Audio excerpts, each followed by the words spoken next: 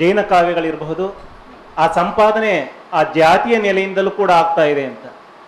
ಇನ್ನೂ ಮುಂದುವರೆದು ಕೆಲವು ಗ್ರಂಥ ಸಂಪಾದನಕಾರರು ಅಥವಾ ಆ ಜಾತಿ ಮೂಲದವರು ಹೇಳ್ಕೊಳ್ಳೋದು, ನಾವು ಹೇಳಿದ್ರೆ ಮಾತ್ರ ಈ ಭಾಗಕ್ಕೆ ಜೈನ ಜಾತಿಯಿಂದ ಅಥವಾ ಧರ್ಮದ ಹಿನ್ನೆಲೆಯಿಂದ ಬಂದವರು ಜೈನ ಗ್ರಂಥಗಳನ್ನು ಸಂಪಾದನೆ ಮಾಡ್ತಾರೆ, ಇದನ್ನು ನಾವು ಹೆಚ್ಚು ಹೇಳಲಿಕ್ಕೆ ಅರ್ಹರು, ಯಾಕಂದ್ರೆ ನಾವು ಆ ಜಾತಿ ಮೂಲದಿಂದ ಬಂದವರು ಮತ್ತು ನಮಗೆ ಪರಿಪೂರ್ಣವಾಗಿ ಗೊತ್ತಿದೆ ಅಂತ ಅನ್ನೋದು.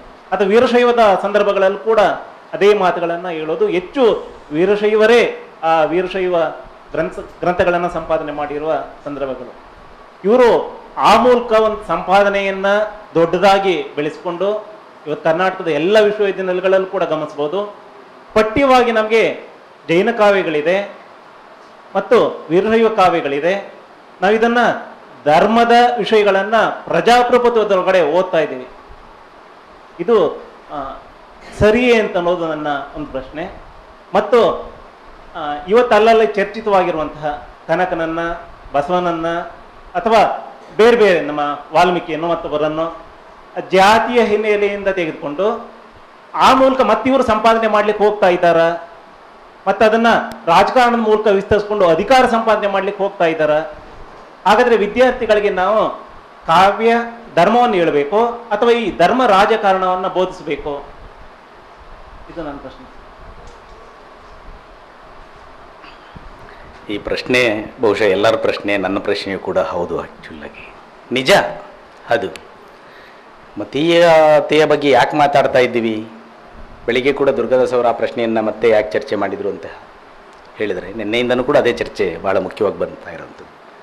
ನಮ್ಮ ಸಾಹಿತ್ಯ ಚರಿತ್ರೆಗಳ ನಿರ್ಮಾಣವನ್ನೇ ಆ ನೆಲೆಗೆ ತಂದು ಕೊಟ್ಟಿದ್ದಾರಲ್ಲ, ಇದು ವೀರಶೈವನೇ, ಇದು ಜೈನನೇ ಅನ್ನೋ ಹಾಗೆ, ಇದು ಬ್ರಾಹ್ಮಣನೇ ಅನ್ನೋ ಹಾಗೆ ನೀವು ಹೇಳೋದು ನಿಜ. ಬಟ್ ಇವತ್ತು ನಮ್ಮ ರಾಜಕೀಯ ನಡೆಗಳು ಆ ಕಡೆ ಹೋಗ್ತಾ ಇರುವಂಥದ್ದು ನಿಜವೇ. ಅದನ್ನು ಯಾರೂ ಅಲ್ಗಳಿಯಕ್ಕೆ ಬರೋದೇ ಇಲ್ಲ ಆ್ಯಕ್ಚುಲಾಗಿ. ಸೊ ಅದಕ್ಕೇ ನಾವು ಯೋಚನೆ ಮಾಡಬೇಕಾಗಿರೋಂಥದ್ದು ಒಂದು ಈ ಪಠ್ಯಗಳ ಅನುಸಂಧಾನದ ಇದನ್ನು ಇಟ್ಕೊಂಡು ಮಾತನಾಡುವಾಗ ನಾವು ಇದನ್ನು ಮೀರುವ ಬಗ್ಗೆ ಹೇಗೆ, ಒಂದು ಪಠ್ಯವನ್ನು ತಯಾರಿಸುವಾಗ ಆಗುವ ಬಗ್ಗೆ ಹೇಗೆ ಆ್ಯಕ್ಚುಲಿ. ಅದರಿಂದಾಗಿ ನಾವೆಲ್ಲೂ ಕೂಡ ಟೆಕ್ಸ್ಚುಯಲ್ ಕ್ರಿಟಿಸಿಸಮ್ನ ಅಂದರೆ ಗ್ರಂಥ ಸಂಪಾದನೆ ಅಥವಾ ಗ್ರಂಥ ಸಂಪಾದನೆ ವಿಮರ್ಶೆ ಈ ಥರದ್ದು ಇದಾವಲ್ಲ, ಇವೆಲ್ಲೂ ಕೂಡ ಇದು ನಮ್ಮದು ಅಂತ ಅಂದ್ಕೊಳ್ಳೋಕೆ ಬರೋದೇ ಇಲ್ಲ ವೆಂಕಟೇಶ್ ಅವರೇ. ಅದು ಸೊ ಅಷ್ಟರ ಮಟ್ಟಿಗೆ ಅವು ಮತೀಯಗೊಂಡಿದ್ದಾವೆ. ಈಗ ಉದಾಹರಣೆಗೆ ಗಮನಿಸಿ, ನಾವು ಟಿ ವಿ ನೋಡ್ತಾ ಇರ್ತೀವಿ, ಟಿ ವಿ ಚಾನಲ್ಗಳು ಇವತ್ತು ಎಲ್ಲ ಧರ್ಮದವ್ರಿಗೂ ಒಂದೊಂದು ಚಾನಲ್ಗಳಿದಾವ. ನಮ್ಮನ್ನು ಯಾಕೆ ತಯಾರು ಮಾಡ್ತಾ ಇರ್ತವೆ ಅಂತ ಮತೀಯವಾಗಿ. ನಮ್ಮ ಬೆಳಿಗ್ಗೆ ರವೀಂದ್ರನಾಥ್ ಬಂದಿದ್ರಲ್ಲ, ಕನ್ನಡ ಸಾಹಿತ್ಯಕ್ಕೆ ಮಠಮಾನ್ಯಗಳ ಕೊಡುಗೆ ಅನ್ನೋದು ಅವ್ರ ಥೀಸಿಸ್ಸು.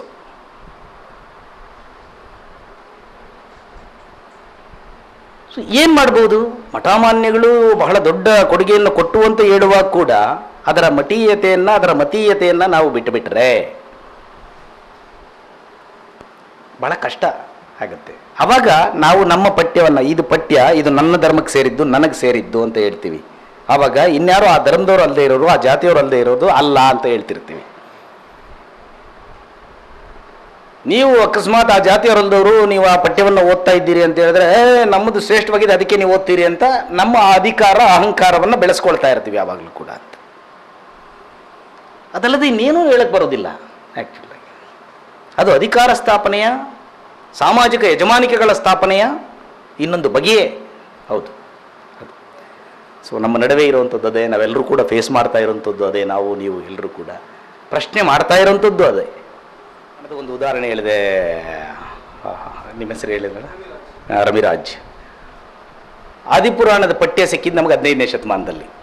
15ನೇ ಶತಮಾನದಲ್ಲಿ ರಚಿತವಾದಂಥ ಅಂದರೆ ಹಸ್ತಪ್ರತಿ ಮಾಡಲ್ಪಟ್ಟಂಥ ಒಂದು ಕೃತಿ ಸಿಕ್ತಪ್ಪ. ಅದೇ ಮೂಲ ಅಂತ ನಾವು ತಿಳ್ಕೊಂಡು ಸಂಪಾದನೆ ಮಾಡ್ತಾ ಬಂದ್ವಿ. ಅದು ಪಂಪನ ಪಠ್ಯನೇ ಅಂತ ಹೇಳೋದು ಹೇಗೆ? ಸುಮ್ಮನೆ ಉದಾಹರಣೆಗೆ ಹೇಳ್ತೇವೆ. ಉದಾಹರಣೆ ಯಾಕೆ ಅಂತ ಹೇಳಿದ್ರೆ, ಅದರಲ್ಲೇ ಇನ್ಯಾವುದೋ ಪದ್ಯ ಪಂಪನದಲ್ಲದೆ ಇರೋದು ಕೂಡ ಸೇರಿದೆ ಅನ್ನೋಂಥ ಚರ್ಚೆಗಳಾಗಿದೆ. ಆದರೆ ಹಾಗೆ ಸೇರಿರುವಂಥದ್ದು ಇದೆಯಲ್ಲ, ಹಾಗೆ ಸೇರಿರುವಂಥದ್ದು ಒಂದು ಆ ಸಂಸ್ಕೃತಿಯ ಜೊತೆಗೆ ನಡೆದಂಥ, ಆ ಪಠ್ಯದ ಜೊತೆಗೆ ನಡೆದಂಥ ಅನುಸಂಧಾನ ಅಂತ ತಿಳಿಬೇಕು. ಇನ್ನೊಂದು ಪಠ್ಯ ಕ್ರಿಯೇಟ್ ಆಗಿರ್ತದೆ, ಆ ಇನ್ನೊಂದು ಪಠ್ಯವನ್ನು ಕೂಡ ನಾವು ತಿಳಿಬೇಕು, ಒಪ್ಪಬೇಕು. ಅದಲ್ಲ ಇದೇ ಮೂಲ, ಇದೇ ಒರಿಜಿನಲ್ ಡಿಸೈಡ್ ಮಾಡೋದು ಹೆಂಗ್ರಿ?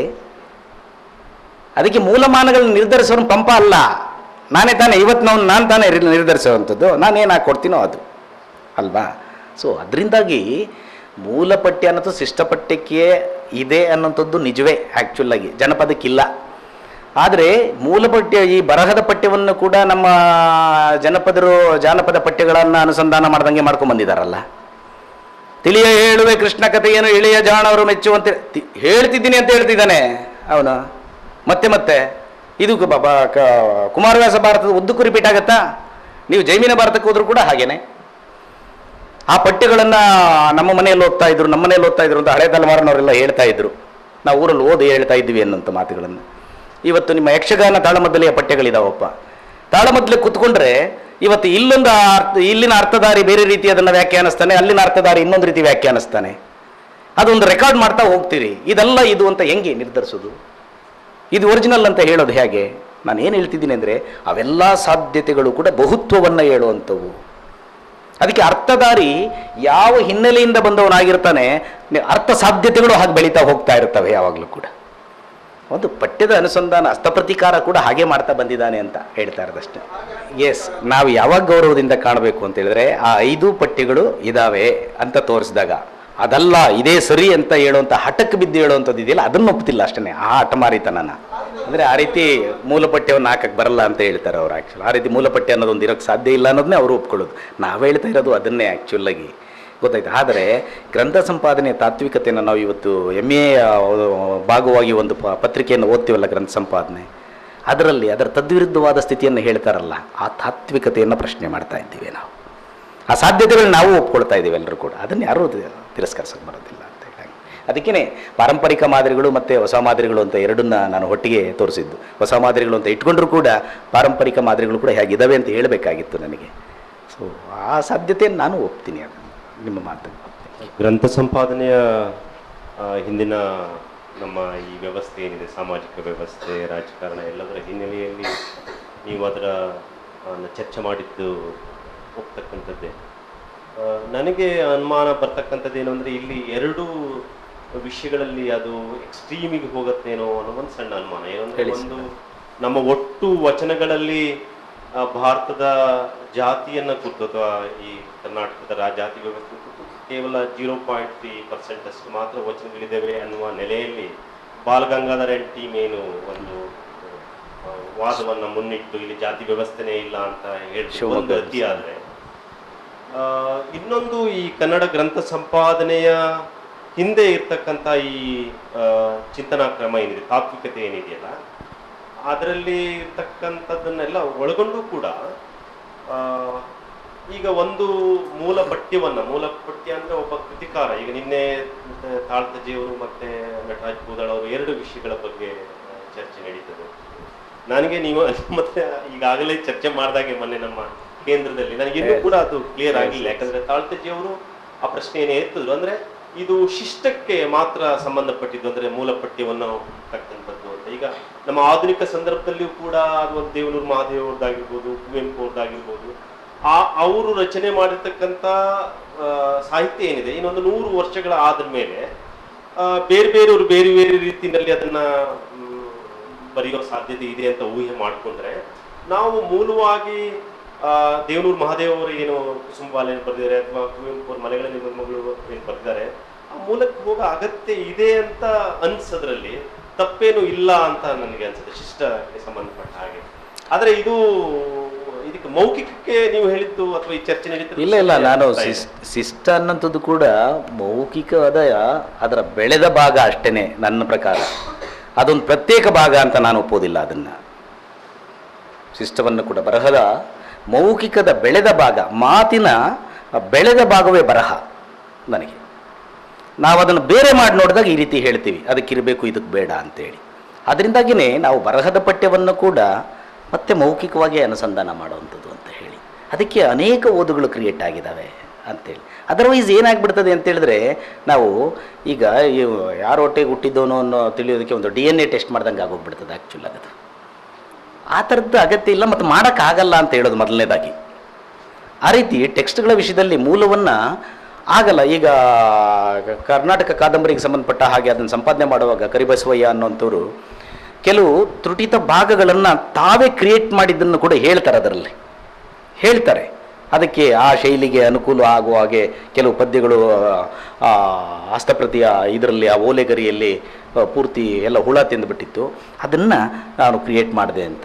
ಅದರ ಉಪೋದ್ಘಾತವನ್ನು ಓದಿ, ಕರ್ನಾಟಕ ಕಾದಂಬರಿ ಉಪೋದ್ಘಾತವನ್ನು ಸಿಗುತ್ತೆ ಅದು ಆ್ಯಕ್ಚುಲಿ. ಅಂದರೆ ಆ ರೀತಿ ಕ್ರಿಯೇಟ್ ಮಾಡಿರೋಂಥದ್ದನ್ನ ಹೇಳುವಾಗ ನಾವು ಒಪ್ಕೊಳ್ಬೋದು. ಆದರೆ ಇದು ಮೂಲ ಪಠ್ಯ ಒಂದು ಇದಲ್ಲ ಇದು ಅಂತ ಒಂದು 4-6 ಇದ್ದಾಗ ನಿರ್ಧಾರ ಮಾಡೋದು ಯಾಕೆಂತ ಗೊತ್ತಿಲ್ಲ. ಅದು DNA ಟೆಸ್ಟ್ ಥರನೇ, ಅದು ಬೇರೆ ಇನ್ನೇನು ಅಲ್ಲ. ಅದರಿಂದ ಒಪ್ಪಕ್ಕಾಗಲ್ಲ ಅಂತೇಳಿ ಹೇಳುವಂಥದ್ದು ಅಷ್ಟೇ. Okay, thank you. ನಂದು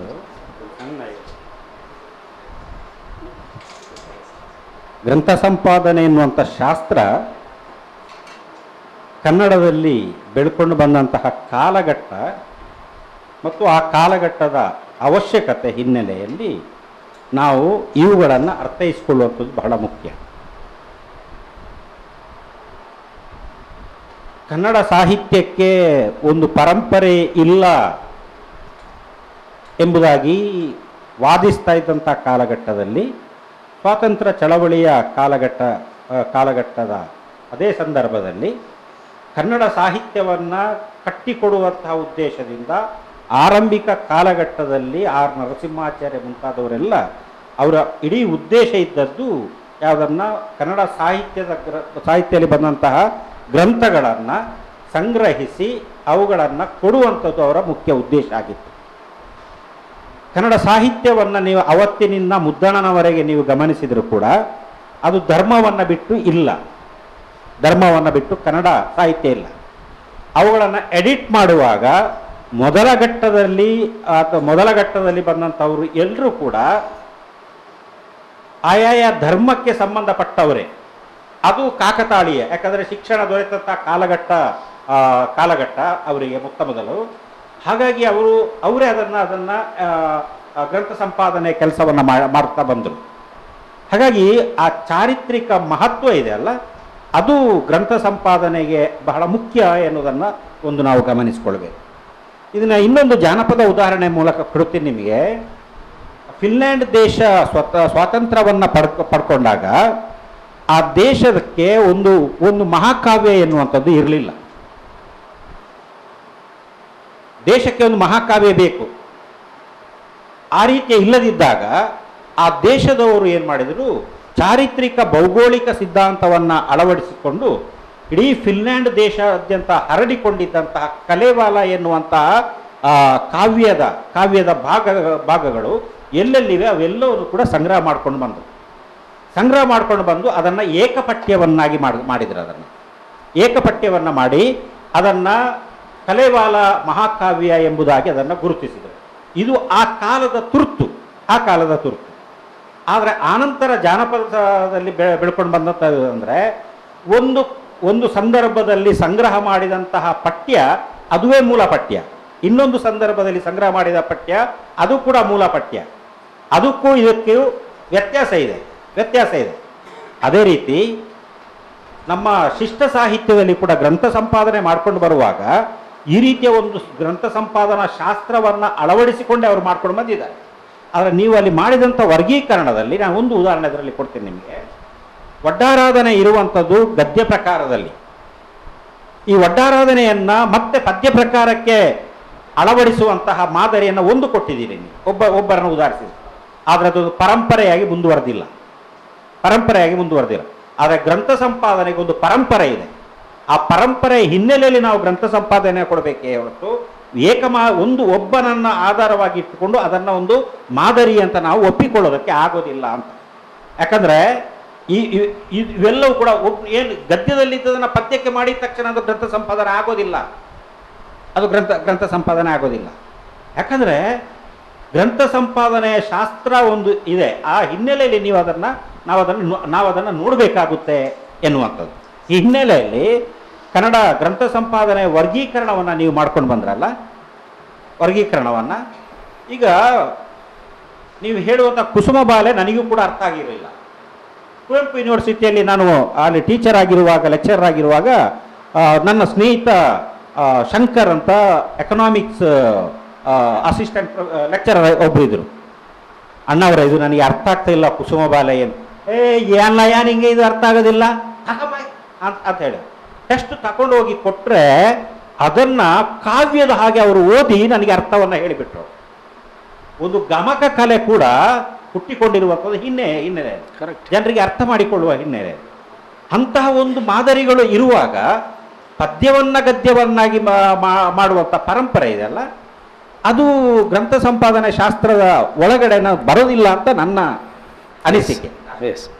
ಮೊದಲನೇದು ಒಂದು ಕನ್ನಡ ಪರಂಪರೆ ಹಿನ್ನೆಲೆ ಒಳಗಡೆ ಮಾಡಿದ್ರು ಅನ್ನೋಂಥದ್ದಕ್ಕೆ ಇಲ್ಲ. ಬ್ರಿಟಿಷರ ವಿರುದ್ಧವಾಗಿ ಹೋರಾಡುವಾಗ ಅವರು ಭಾರತೀಯರಿಗೆ ಚಾರಿತ್ರಿಕವಾದಂಥ ಪ್ರಜ್ಞೆ ಇಲ್ಲ ಅನ್ನೋಂಥ ಪ್ರಶ್ನೆಯ ಬಗ್ಗೆ ಅಭಯ್ ಸರ್ ಹೇಳ್ತಾ ಇರೋವಂಥದ್ದು. ಆ ಸನ್ನಿವೇಶದಲ್ಲಿ ಒಂದು ಭಾರತೀಯ ಪರಂಪರೆಯನ್ನು ಕಟ್ಟಬೇಕಾಗಿತ್ತು. ಆ್ಯಕ್ಚುಲಿ ಬ್ರಿಟಿಷರ ವಿರುದ್ಧದ ಹೋರಾಟಕ್ಕೆ ಒಂದು ಚರಿತ್ರೆಯನ್ನು ಕಟ್ಟಬೇಕಾಗಿತ್ತು ಭಾರತದ್ದು. ಅದರಿಂದಾಗಿ ಆ ಭಾರತದ ಸಿನಾರಿಯೋ ಏನಿದೆ ಆ ಸಿನಾರಿಯೋ ಒಳಗಡೆ ರೂಪುಗೊಂಡಂಥ ಟೆಕ್ಸ್ಟ್ಗಳು ಇವು ಅನ್ನೋಂಥದ್ದು ನಿಜ. ಅದು ಆದರೆ ಆ ಭಾರತೀಯ ಅನ್ನುವಂಥದ್ದು ಯಾವುದಾಗಿತ್ತು ಅನ್ನುವಂಥ ಇನ್ನೊಂದು ಪ್ರಶ್ನೆಯನ್ನು ಹಾಕ್ಕೊಂಡಾಗ ಇಲ್ಲಿ ಮೇಲ್ಜಾತಿ ಮಧ್ಯಮ ವರ್ಗ ಅನ್ನುವಂಥದ್ದು ಏನಿತ್ತು, ಒಂದು ಸೆಕೆಂಡ್ ಅಲ್ಲಲ್ಲ ಕರೆಕ್ಟ್ ಅಲ್ಲಲ್ಲ ಅಲ್ಲ ಎಸ್ ಸರ್ ನೀವು ಹೇಳ್ತೀರಿ. ಇಲ್ಲ ನಾನು ಪೂರ್ತಿ ಮಾತಾಡ್ಬಿಡ್ತೀನಿ. ಎಸ್ ಕರೆಕ್ಟ್ ಅದ್ರ ತಪ್ಪೇನಿಲ್ಲ. ಅದು ಆ್ಯಕ್ಚುಲಾಗಿ ಹಾಗೆ ತೋರಿಸ್ಬೇಕಾಗಿತ್ತು ಅನ್ನೋದು ನಿಜವೇ. ಆದರೆ ಅದನ್ನು ತೋರಿಸುವಾಗ ಯಾರು ಅದರಲ್ಲಿ ತೊಡಗಿಕೊಂಡ್ರು, ಯಾವ ನಂಬಿಕೆಗಳು ಯಾವ ಸಾಂಸ್ಕೃತಿಕ ನಂಬಿಕೆಗಳಲ್ಲಿ ಇರೋರು ತೊಡಗಿಕೊಂಡ್ರೋ ಆ ಸಾಂಸ್ಕೃತಿಕ ನಂಬಿಕೆಗಳು ಎಮರ್ಜ್ ಆದವು ಅಂತ ಅಷ್ಟೇ ನಾನು ಹೇಳ್ತಾ ಇರೋಂಥದ್ದು ಏನಿಲ್ಲ. ಅದು ಬೇಕಾಗಿತ್ತು ನಿಜ, ನೀವು ಹೇಳೋ ಹಾಗೆ. ಅದು ಒಂದು. ಎರಡನೇದು, ಹಾಗೆ ಎಮರ್ಜ್ ಆದಂಥವೇ 100 ವರ್ಷಗಳ ಕಾಲ ಅಥವಾ 150 ವರ್ಷಗಳ ಕಾಲ ಪಠ್ಯವಾಗಿ ಇವತ್ತು ಗ್ರಂಥ ಸಂಪಾದನೆಯಲ್ಲಿ ಓದ್ತಾ ಇದ್ದೀವಲ್ಲ, ಅದನ್ನು ಓದುವ ಅಗತ್ಯವಿದೆ ಅಂತ ಪ್ರಶ್ನೆ ಮಾಡ್ಕೊಳ್ತಿದ್ದೀವಿ ನಾವೀಗ ಅಷ್ಟೇ. ಅದು ಸರಿ ಇಲ್ಲ ಅಂತಲ್ಲ ಹೇಳ್ತಾ ಇರೋದು, ಅವತ್ತಿಗೆ ಅದು ಸರಿ ಅದು. ಆದರೆ ಇವತ್ತಿಗೂ ಸರಿಯೇ ಅನ್ನೋದಷ್ಟೇ ನಾವು ಪ್ರಶ್ನೆ ಮಾಡ್ಕೊಳ್ತಾ ಇರೋವಂಥದ್ದು ಸರ್. ಆ ನೆಲೆ ಒಳಗಡೆ ನಾವು ನೋಡಬೇಕು ಅಂತ ಅಂದ್ಕೊಳ್ಳುವಂಥದ್ದು ನಾನು. ಇನ್ನು ಉಳಿದ ಹಾಗೆ ನೀವು ಒಂದು ಪಠ್ಯವನ್ನು ಇಂಟ್ರ್ಯಾಕ್ಟ್ ಮಾಡ್ತಾ ಬಂದಿರುವಂಥ ಬಗೆಯಲ್ಲಿ ನೀವು ಹೇಳಿದ್ದು ಅದು ಸರಿ. ಕಲೈವಾಲವನ್ನು ರೂಪಿಸಿಕೊಂಡಿದ್ದು ಕೂಡ ಹಾಗೆ, ಅದೊಂದು ಜನಪದ ಕಾವ್ಯ ಅಂತ ಇವತ್ತು ಕೂಡ ಭಾರತದ ಜನಪದ ತಜ್ಞರೆಲ್ಲರೂ ಕೂಡ ಕಲೈವಾಲವನ್ನು ಇಟ್ಕೊಂಡು ಇಲ್ಲಿನ ಕಾವ್ಯಗಳನ್ನು ನೋಡುವಂಥದ್ದು, ವಿವರಣೆ ಮಾಡುವಂಥದ್ದು ಬಹಳ ದೊಡ್ಡದಾಗೇ ಇದೆ, ದೊಡ್ಡ ಚರ್ಚೆನೇ ಇದೆ ನಮ್ಮ ಒಳಗಡೆ. ಅದರಿಂದಾಗಿ ಆ ಪಠ್ಯವನ್ನು ಹೇಗೆ ಒಪ್ಕೊಳ್ತೀವೋ ಬೇರೆ ಬೇರೆ ಪಠ್ಯಗಳಿದ್ದಾವೆ ಅಂತ ಆ ಬಹುತ್ವವನ್ನು ಒಪ್ಕೊಳ್ಬೇಕು ಅನ್ನೋ ನೆಲೆ ಒಳಗಡೆ ಅಷ್ಟೇ ನಾವು ಮಾತಾಡ್ತಾ ಇರೋದು. ಹಿಂದಿನವ್ರನ್ನ ಟೀಕಿಸ್ತಾ ಇದ್ದೀವಿ ಅಂತ ಅಲ್ಲ. ಅಲ್ಲಿ ಆಗಿದ್ದಂಥ ತಪ್ಪುಗಳಿಂದ ಇವತ್ತು ನಾವು ಒಂದು ಡೆಮಾಕ್ರಸಿಯಲ್ಲಿ ಕೂಡ ಅದನ್ನು ಎದುರಾಗಬೇಕಾಗಿರೋದು ಇದೆಯಲ್ಲ, ಆ ಇಕ್ಕಟ್ಟುಗಳನ್ನ ಪರಿಹರಿಸ್ಕೋಬೇಕು ಅನ್ನೋ ನೆಲೆ ಒಳಗಡೆ ಅಷ್ಟೇ ಈ ಚರ್ಚೆ ಆಗ್ತಾ ಇರೋಂಥದ್ದು. ವಿರೋಧದ ನೆಲೆ ಅಲ್ಲ ಇದು ಆ್ಯಕ್ಚುಲಿ.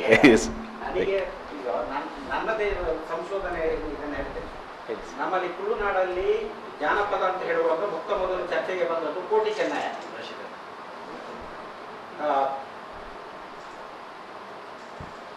ಕೋಟಿ ಚೆನ್ನಯ, ಈ ಕೋಟಿ ಚೆನ್ನಯ ಅಧ್ಯಯನವನ್ನು ಮಾಡಿದವರು ಆಗ ದಕ್ಷಿಣ ಕನ್ನಡ ಜಿಲ್ಲೆಯಲ್ಲಿ ಎರಡನೇ ತಲೆಮಾರಲ್ಲಿ ಶಿಕ್ಷಣ ದೊರೆತಂತಹ ಬಂಟ ಸಮುದಾಯ ಮತ್ತು ಬಿಲ್ಲವ ಸಮುದಾಯ ಅದು. ಹಾಗಾಗಿ ಅವರಿಗೆ ಯಾವುದು ಮುಖ್ಯ ಆಯಿತು, ಆಗ ಕೋಟಿ ಚೆನ್ನಯರೇ ಮುಖ್ಯ ಆಯಿತು.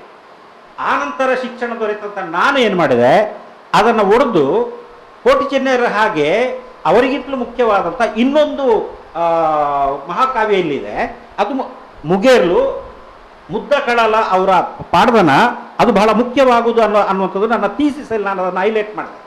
ಅಂದರೆ ಆಗ ನನಗೆ ನನ್ನ ಜಾತಿಯ ಬಗೆಗಿನ ಪ್ರಶ್ನೆಯಿಂದ ನಾನು ಅದನ್ನು ಮಾಡಿರುವಂಥದ್ದಲ್ಲ.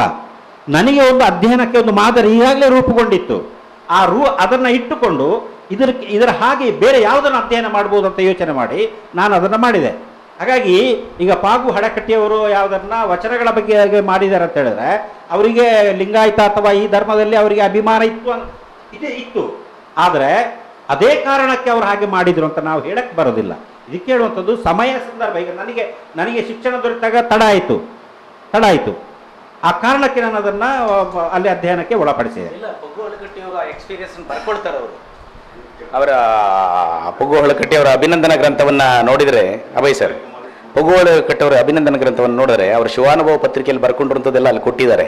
ಅಲ್ಲಿ ಅವ್ರು ಬರ್ಕೊಳ್ತಾರೆ. ಹಾಗೆ ಏನು ಬರ್ಕೊಳ್ತಾರೆ ಅಂತ ಹೇಳಿದ್ರೆ, ಪೊಗ್ಗು ಹೊಳಕಟ್ಟಿಯವರು, ನಾನು ವಕೀಲನಾಗಿ ಕೆಲಸ ಮಾಡ್ಕೊಂಡು ಓಡಾಡ್ತಾ ಇದ್ದಾಗ ಶಾಲೆಗಳ ಹತ್ರ ಹೋದಾಗ ಶಾಲೆಗಳಲ್ಲಿ ಬ್ರಾಹ್ಮಣ ಕುಟುಂಬದಿಂದ ಬಂದವರು ಮಾತ್ರನೇ ಪಾಠ ಮಾಡ್ತಾ ಇದ್ರು. ಪಾಠ ಮಾಡುವಾಗ ಅವರು ವೇದೋಪನಿಷತ್ತುಗಳನ್ನಷ್ಟನ್ನೇ ಹೇಳ್ತಾ ಇದ್ರು. ಅದಕ್ಕಿಂತೂ ಜೋರಾಗಿರುವಂತಹ ಅದರಷ್ಟೇ ಮೌಲ್ಯ ಇರುವಂತಹ ವಚನಗಳಿದಾವಲ್ಲ ಅಂತ ನನಗನ್ನಿಸ್ತು. ಅದನ್ನು ಹುಡುಕಾಡಬೇಕು ಅಂತ ಅನ್ನಿಸ್ತು. ಅಂಥದನ್ನ ಒಂದು ಪರ್ಯಾಯವಾಗಿ ನಾನು ಅದಕ್ಕೆ ರೂಪಿಸಬೇಕು ಅಂತ ಅನ್ನಿಸ್ತು. ಹಾಗಾಗಿ ನಾನು ಅದನ್ನು ಹುಡುಕ್ತಾ ಹೊರಟೆ ಅಂತ ಅವರೇ ಹೇಳ್ಕೊಳ್ತಾರೆ ಅವರ ಎಕ್ಸ್ಪೀರಿಯನ್ಸನ್ನು. ಅದು ಅದರಿಂದಾಗಿ ಅವರ ಮಾತನ್ನ ಇಟ್ಟುಕೊಂಡು ನಾವು ಅದನ್ನ ಚರ್ಚೆ ಮಾಡ್ತೀವಿ. ಹಾಗಾಗಿ ಅದನ್ನು ಮತೀಯ ಅಂತ ಅಲ್ಲ. ಹೌದೌದು, ಅಲ್ಲ ಯಾರು ಇರಲಿಲ್ಲ, ಅದನ್ನೇ ಹೇಳ್ತಾ ಇರೋದು.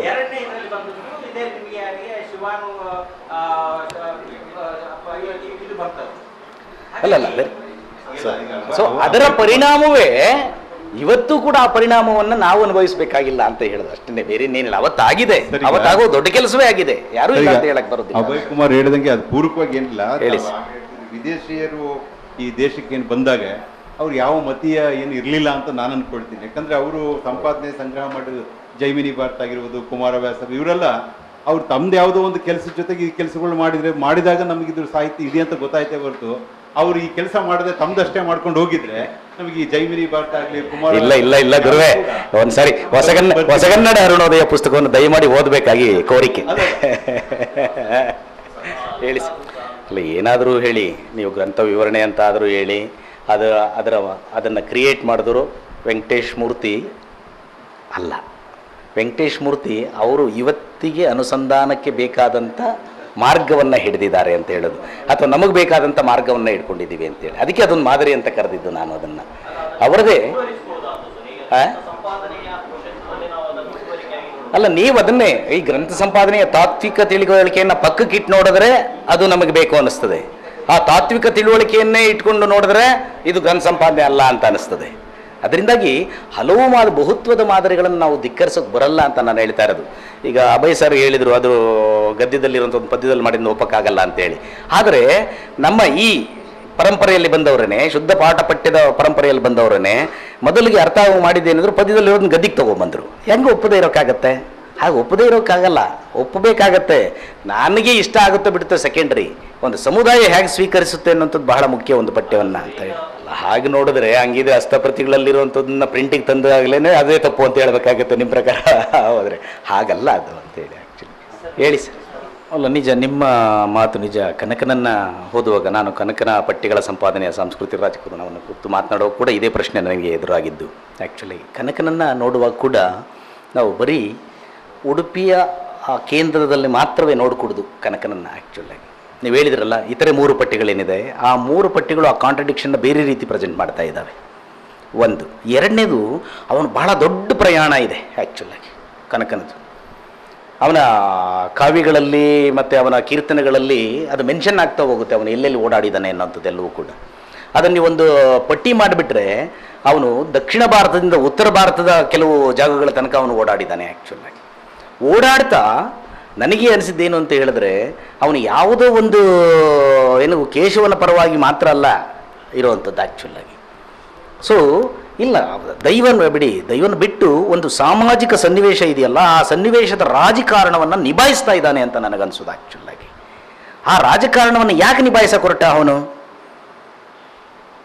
ಮಠದೊಳಗಡೆ ಇದ್ಕೊಂಡು ಹೊರಗಡೆ ಬೀಳುವಂಥ ಪ್ರಶ್ನೆ ಇದೆಯಲ್ಲ, ಹಾಗಿದ್ರೆ ಮಠದಲ್ಲಿ ಯಾಕಿದ್ದ ಅಂತ ಪ್ರಶ್ನೆ ಹಾಕ್ಕೊಳ್ತೀವಿ ನಾವು. ಹಂಗೆಲ್ಲ ಇರಬೇಕಾದ್ರೆ ಅಂದರೆ ಆ ರಾಜಕಾರಣವನ್ನು ಎದುರಿಸ್ತಾ ಇದ್ದಂಥ ಬಗ್ಗೆ ಒಂದು ಅಲ್ಲಿ ಎಮರ್ಜ್ ಆಗ್ತಾ ಹೋಗುತ್ತೆ. ಅಂದರೆ ನಾವು ಇದು ಬಹಳ ಮೇಲ್ಜಾತಿ ಅಥವಾ ಇದಕ್ಕೆ ಅಧಿಕಾರದ ಜಾತಿ ಅಂತ ಹೇಳ್ಬಿಟ್ಟು ಅದನ್ನ ನಾವು ದೂರ ಇಟ್ಟು ಇಲ್ಲಿ ಇನ್ನೆಲ್ಲ ಹೋಗೋಕ್ಕೆ ಸಾಧ್ಯ ಇಲ್ಲ. ಅದ್ರ ಜೊತೆನೇ ಬದುಕಬೇಕಾಗಿದೆಯಲ್ಲ, ಎಲ್ಲ ಜಾತಿಗಳ ಜೊತೆನೇ ಬದುಕಬೇಕಾಗಿದೆ, ಎಲ್ಲ ಧರ್ಮಗಳ ಜೊತೆನೇ ಬದುಕಬೇಕಾಗಿದೆ. ಆದರೆ ಆಗ ಬದುಕುವಾಗ ಒಂದು ಡೆಮಾಕ್ರೆಟಿಕ್ ಸ್ಪೇಸ್ ಬೇಕು ಅನ್ನುವಂಥದ್ದು ಬಹಳ ಮುಖ್ಯವಾಗಿರುವಂಥದ್ದು. ನಮ್ಮ ಟೆಕ್ಸ್ಟ್ಗಳು ಅದನ್ನು ಕ್ರಿಯೇಟ್ ಮಾಡ್ತಾ ಇರ್ತವೆ, ನಾವು ಆ ಕಡೆ ಹುಡ್ಕೊಂಡು ಹೋಗ್ತಾ ಇರ್ತೀವಿ ಅಂತೇಳಿ. ಸೊ ಆ ನೆಲೆ ಒಳಗಡೆ ನೋಡಿದಾಗ ಕನಕ ಬೇರೆ ರೀತಿ ಅನ್ನಿಸ್ತಾ ಹೋಗ್ತಾನೆ. ನೀವು ಹೇಳುವಂಥ 3 ಪಠ್ಯಗಳು ಕೂಡ ಅದಕ್ಕೆ ಬಹಳ ದೊಡ್ಡ ಉದಾಹರಣೆ ಅಂತ. Thank you.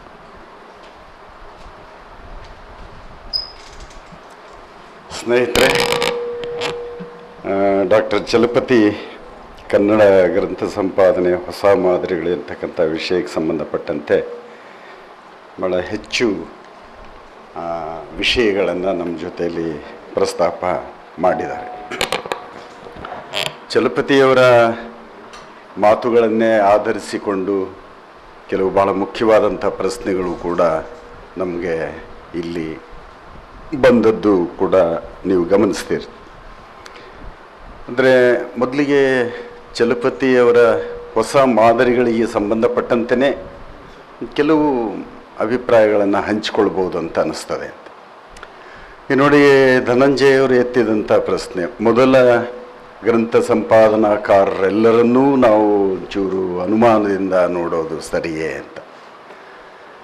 ಈ ವಿಚಾರ ಸಂಕಿರಣದ ಶೀರ್ಷಿಕೆ ಏನಿದೆಯಲ್ಲ, ಅದು ಈ ಗ್ರಂಥ ಸಂಪಾದನೆ ಅನ್ನುವಂಥದ್ದು ಹೇಗೆ ಆರಂಭ ಆಯಿತು, ಹೇಗೆ ಹೇಗೆ ಹೊಸ ಹೊಸ ಬದಲಾವಣೆಗಳನ್ನು ಅದು ಸೇರಿಸ್ಕೊಳ್ತಾ ಡೆವಲಪ್ ಆಯಿತು, ಮತ್ತು ನಾವು ಮುಂದೆ ಅದನ್ನು ಹೇಗೆ ಬೆಳೆಸ್ಬೋದು ಅನ್ನುವಂಥದ್ದು ಈ ವಿಚಾರ ಸಂಕಿರಣದ ಬಹಳ ಮುಖ್ಯವಾದಂಥ ಆಶಯ. ಇದರ ಅರ್ಥ ಈಗಾಗಲೇ ಆಗಿರುವಂಥ ಕೆಲಸದ ಬಗೆಗೆ ನಾವೆಲ್ಲರೂ ಆರೋಪಗಳನ್ನು ಮಾಡ್ತಾ ಇದ್ದೀವಿ ಅಂತ ಅಲ್ಲ. ಆರೋಪಗಳೇ ಬೇರೆ, ಪ್ರಶ್ನೆಗಳು ಬೇರೆ ಅಂತ. ನಾವು ಪ್ರಶ್ನೆಗಳನ್ನು ಎತ್ತಬಹುದು. ಹಿಂದೆ ಆಗಿರ್ತಕ್ಕಂಥ ಕೆಲಸಗಳ ಕುರಿತು ನಾವು ಪ್ರಶ್ನೆಗಳನ್ನು ಎತ್ತಬಹುದೇ ವಿನಃ ಆರೋಪಗಳನ್ನು ಮಾಡಲಿಕ್ಕೆ ಆಗೋದೇ ಇಲ್ಲ. ಈಗ ನೋಡಿ, ಚಲಪತಿಯವರು ಮೂಲಪಠ್ಯ ಬಹುಪಠ್ಯಗಳಿಗೆ ಸಂಬಂಧಪಟ್ಟಂತೆಯೇ ಒಂಚೂರು ಸ್ವಲ್ಪ ವಿವರವಾಗಿ ಮಾತಾಡಿದರು. ಈಗ ಪಂಪ ಭಾರತ ಬೇರೆ ಬೇರೆ ಆವೃತ್ತಿಗಳಲ್ಲಿ ಎಡಿಟ್ ಆಗಿರುವಂತಹ ಒಂದು ಪ್ರಕ್ರಿಯೆಯನ್ನು ನೀವು ಗಮನಿಸಿದರೆ, ಮೂಲಪಠ್ಯವನ್ನೇ ಎಲ್ಲರೂ ಓದಲಿಕ್ಕೆ ಆಗೋಂಗಿಲ್ಲ. ಅದು ಹೆಚ್ಚು ಹೆಚ್ಚು ಓದುಗರನ್ನು ತಲುಪಬೇಕು ಅಂತೇಳಿದ್ರೆ ಅದು ಒಂಚೂರು ಸ್ವಲ್ಪ ಆಧುನಿಕ ಕಾಲದ ಓದುಗರಿಗೆ ಆ ಪಠ್ಯದ ಓದನ್ನು ಹೇಗೆ ಮಾಡಿಕೊಳ್ಬೋದು ಅನ್ನುವಂಥ ಒಂದು ತಯಾರಿಯ ನೆಲೆಯಲ್ಲಿ ಮಾಡಿದಂತಹ ಎಡಿಟಿಂಗ್ಸ್ ಅವು. ಇವು ಹೊಸ ಮಾದರಿಗಳು ಅಂತ ಅಲ್ಲ. ಮೂಲ ಪಠ್ಯವನ್ನೇ ಇಟ್ಕೊಂಡು ಆ ಮೂಲ ಪಠ್ಯವನ್ನು, ಮೂಲ ಇನ್ ದ ಸೆನ್ಸ್ ಅದೇನು ಕವಿಕೃತ ಪಠ್ಯ ಇತ್ಯಾದಿ ಅಂತ ಅಲ್ಲ, ಒಪ್ಪಿತ ಪಠ್ಯ. ಈಗಾಗಲೇ ನಾವೆಲ್ಲ ಮಾತಾಡ್ಕೊಂಡಿದ್ವಿ. ಒಪ್ಪಿತ ಪಠ್ಯ ಅದು ಜನಸಾಮಾನ್ಯರಿಗೆ, ಸಾಮಾನ್ಯ ಓದುಗರಿಗೂ ಕೂಡ ಗೊತ್ತಾಗಬೇಕು ಅನ್ನುವಂಥ ನಿಟ್ಟಿನಲ್ಲಿ ಸರಳ ಪಠ್ಯಗಳು ಇತ್ಯಾದಿ ಇತ್ಯಾದಿ ಅಂತ ಬಂದದ್ದು ಅಂತ. ಆದರೆ ಹೀಗೆ ಹೇಳುವಾಗಲೂ ಕೂಡ ನಾನು ನಮ್ಮ ಯುವ ಸಂಶೋಧಕರಲ್ಲಿ ಒಂದು ಸಲಹೆ ಏನು ಅಂತೇಳಿದ್ರೆ, ಕನ್ನಡ ಗ್ರಂಥ ಸಂಪಾದನೆ ಬೆಳೆದು ಬಂದ ದಾರಿಗಳನ್ನು, ಹೆಜ್ಜೆಗಳನ್ನು ಗುರುಸ್ಕೋಬೇಕು ಅಂತೇಳಿದ್ರೆ ಆ ಹಿಂದಿನ ಗ್ರಂಥ ಸಂಪಾದನಾಕಾರರು ಬರೆದಿರ್ತಕ್ಕಂಥ ವಿಸ್ತಾರವಾದ ಪ್ರಸ್ತಾವನೆಗಳನ್ನು ಖಂಡಿತ ಓದಬೇಕು. ಅವರು ಕೆಲವು ಸಂಪಾದಕರಿದ್ದಾರೆ, ನಾನು ಕಂಡುಕೊಂಡಿದ್ದೇ ಸರಿಯಾದ ಪಠ್ಯ ಅಂತ ಹೇಳೋರಿದ್ದಾರೆ. ಆದರೆ ಬಹಳಷ್ಟು ಆ ಕಾಲದ ವಿದ್ವಾಂಸರಲ್ಲಿ ಎಂತಹ ವಿನಯ ಇತ್ತು ಅಂತೇಳಿದ್ರೆ, ಈ ಪ್ರತಿಯಲ್ಲಿ ಇಂಥ ಪದ ಇದೆ, ಇನ್ನೊಂದು ಪ್ರತಿಯಲ್ಲಿ ಇಂಥ ಪದ ಇದೆ, ಆ ಪದ್ಯದ ಛಂದಸ್ಸಿನ ರಚನೆಗೆ, ಪದ್ಯದ ಆಶಯಕ್ಕೆ ಈ ಪ್ರತಿಯಲ್ಲಿರುವಂತಹ ಪದ ಹೊಂದಬಹುದೇ ಅಂತ ನಾನು ಇಲ್ಲಿ ಇಟ್ಟಿದ್ದೀನಿ ಅನ್ನುವಂಥ ವಿನಯವನ್ನು ತೋರಿಸಿದ್ದಾರೆ ಅವರು. ನಾನು ಅದಕ್ಕೋಸ್ಕರ ಈ ಆರಂಭ ಕಾಲದ ಗ್ರಂಥ ಸಂಪಾದನಾಕಾರರು ಮಾಡಿರ್ತಕ್ಕಂಥ ಒಂದು ಕಾರ್ಯ ಏನಿದೆಯಲ್ಲ, ಅದು ನಾವು ಇವತ್ತು ಭಾಳ ನೆನಪು ಮಾಡಿಕೊಳ್ಳಬೇಕು. ಮತ್ತು ಅಲ್ಲಿ ಇದ್ದಂಥ ಅಪಾರವಾದಂತಹ ಒಂದು ಒಂದು ಒಂದು ವಿದ್ವತ್ತು ಅಥವಾ ವಿಸ್ತಾರವಾದಂತಹ ಒಂದು ಓದು, ಅದನ್ನೆಲ್ಲದನ್ನು ನಾವು ಲಕ್ಷ್ಯದಲ್ಲಿ ಇಟ್ಕೊಳ್ಬೇಕೆ ಅಂತದ್ದು. ಆ ಗ್ರಂಥ ಸಂಪಾದನೆಗಳನ್ನು ನಾವು ಇಟ್ಕೊಂಡೇ ತಾನೇ ಇವತ್ತು ಸರಳ ಪದ್ಯಗಳನ್ನು, ಸರಳ ಭಾರತವನ್ನು, ಸರಳ ರಾಮಾಯಣವನ್ನು ಇತ್ಯಾದಿ. ನನಗೆ ಚಲಪತಿಯವರು ಅದನ್ನು ಹೊಸ ಮಾದರಿ ಅಂತ ಹೇಗೆ ಅಂತಾರೆ ಅನ್ನೋದು ನನಗೆ ಗೊತ್ತಾಗ್ತಾ ಇಲ್ಲ. ಅದು ಹೊಸ ಮಾದರಿ ಖಂಡಿತ ಅಲ್ಲ.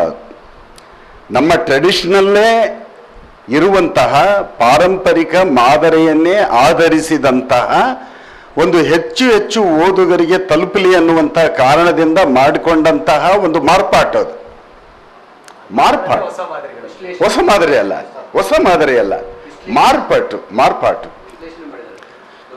ಯಾವಾಗ ಹೊಸ ಮಾದರಿ, ಈಗ ನಾವೆಲ್ಲ ಚರ್ಚೆ ಮಾಡ್ತಾ ಇರ್ತೀವಲ್ಲ, ಇದು ಲಿಖಿತ ಪರಂಪರೆಯ ಕೆಲವು ಕಾವ್ಯಗಳನ್ನು ನಾವು ಒಂಚೂರು ಸ್ವಲ್ಪ ಬಹಳ ಬೇಗ ಜನಪರಗೊಳಿಸಲಿಕ್ಕೆ ಸಾಧ್ಯವಿಲ್ಲವೋ ಅಂಥವುಗಳು ಬಹಳ ಸಿದ್ಧ ಮಾದರಿಗಳಾಗಿ, ಮೂಲ ಪಠ್ಯಗಳಾಗಿ ನಮ್ಮ ನಡುವೆ ನಿಂತ್ಕೊಂಡಿದ್ದಾವೆ.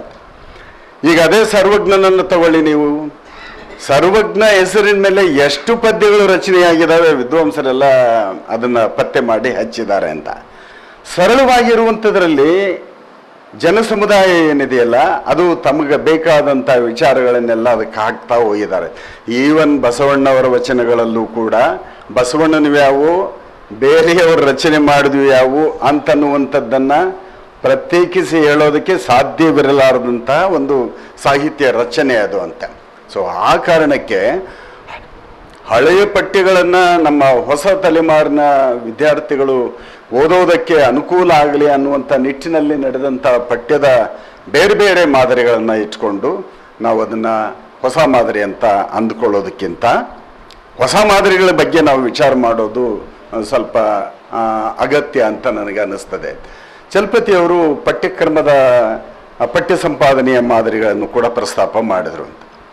ಪಠ್ಯಕ್ರಮ ಕೂಡ ರಾಜಕಾರಣದಿಂದಲೇ ಕೂಡಿದೆ, ಅದು ಕೂಡ ಚಲಪತಿಯವರಿಗೂ ಗೊತ್ತಿದೆ. ಅದು ಪಠ್ಯಕ್ರಮ ಕೂಡ ಅದು ನಿಜವಾಗಲೂ ನಮ್ಮ ವಿದ್ಯಾರ್ಥಿಗಳಿಗೆ ಯಾವ ಪಠ್ಯವನ್ನು ಬೋಧಿಸಬೇಕು, ಯಾವ ಪಠ್ಯದ ಯಾವ ಭಾಗವನ್ನು ಬೋಧಿಸಬೇಕು ಅನ್ನೋದು ಅಲ್ಲಿ ಮುಖ್ಯ ಆಗೋದೇ ಇಲ್ಲ.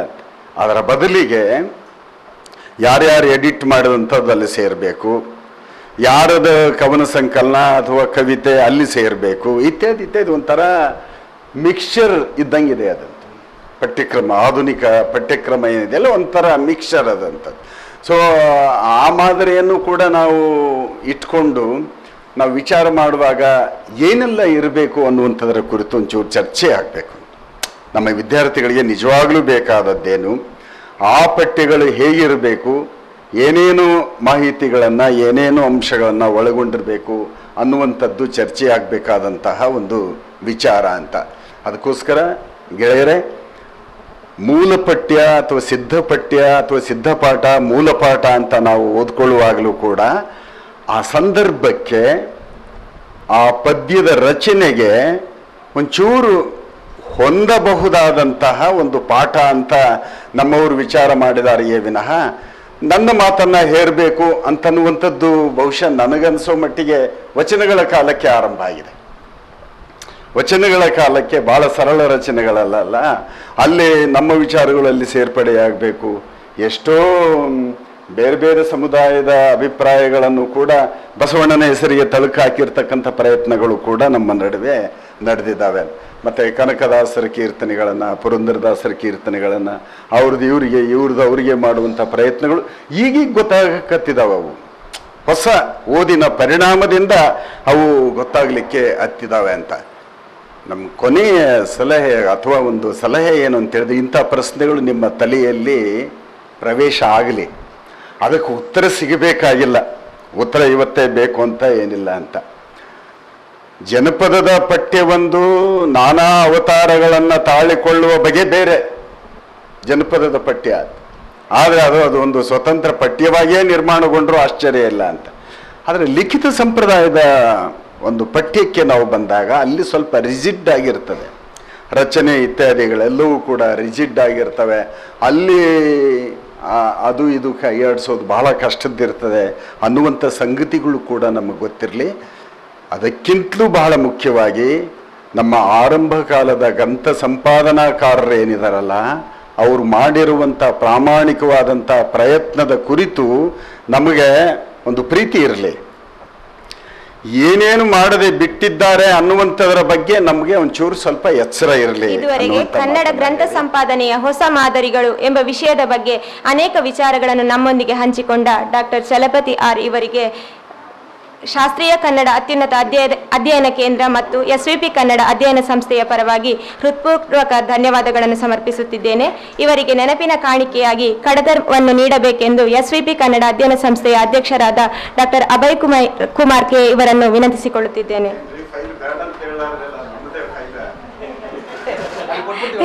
ಇದುವರೆಗೆ ಈ ಗೋಷ್ಠಿಯಲ್ಲಿ ಉಪಸ್ಥಿತರಿದ್ದ ಎಲ್ಲರಿಗೂ ಧನ್ಯವಾದಗಳು. ಶುಭ ಮುಂಜಾನೆ.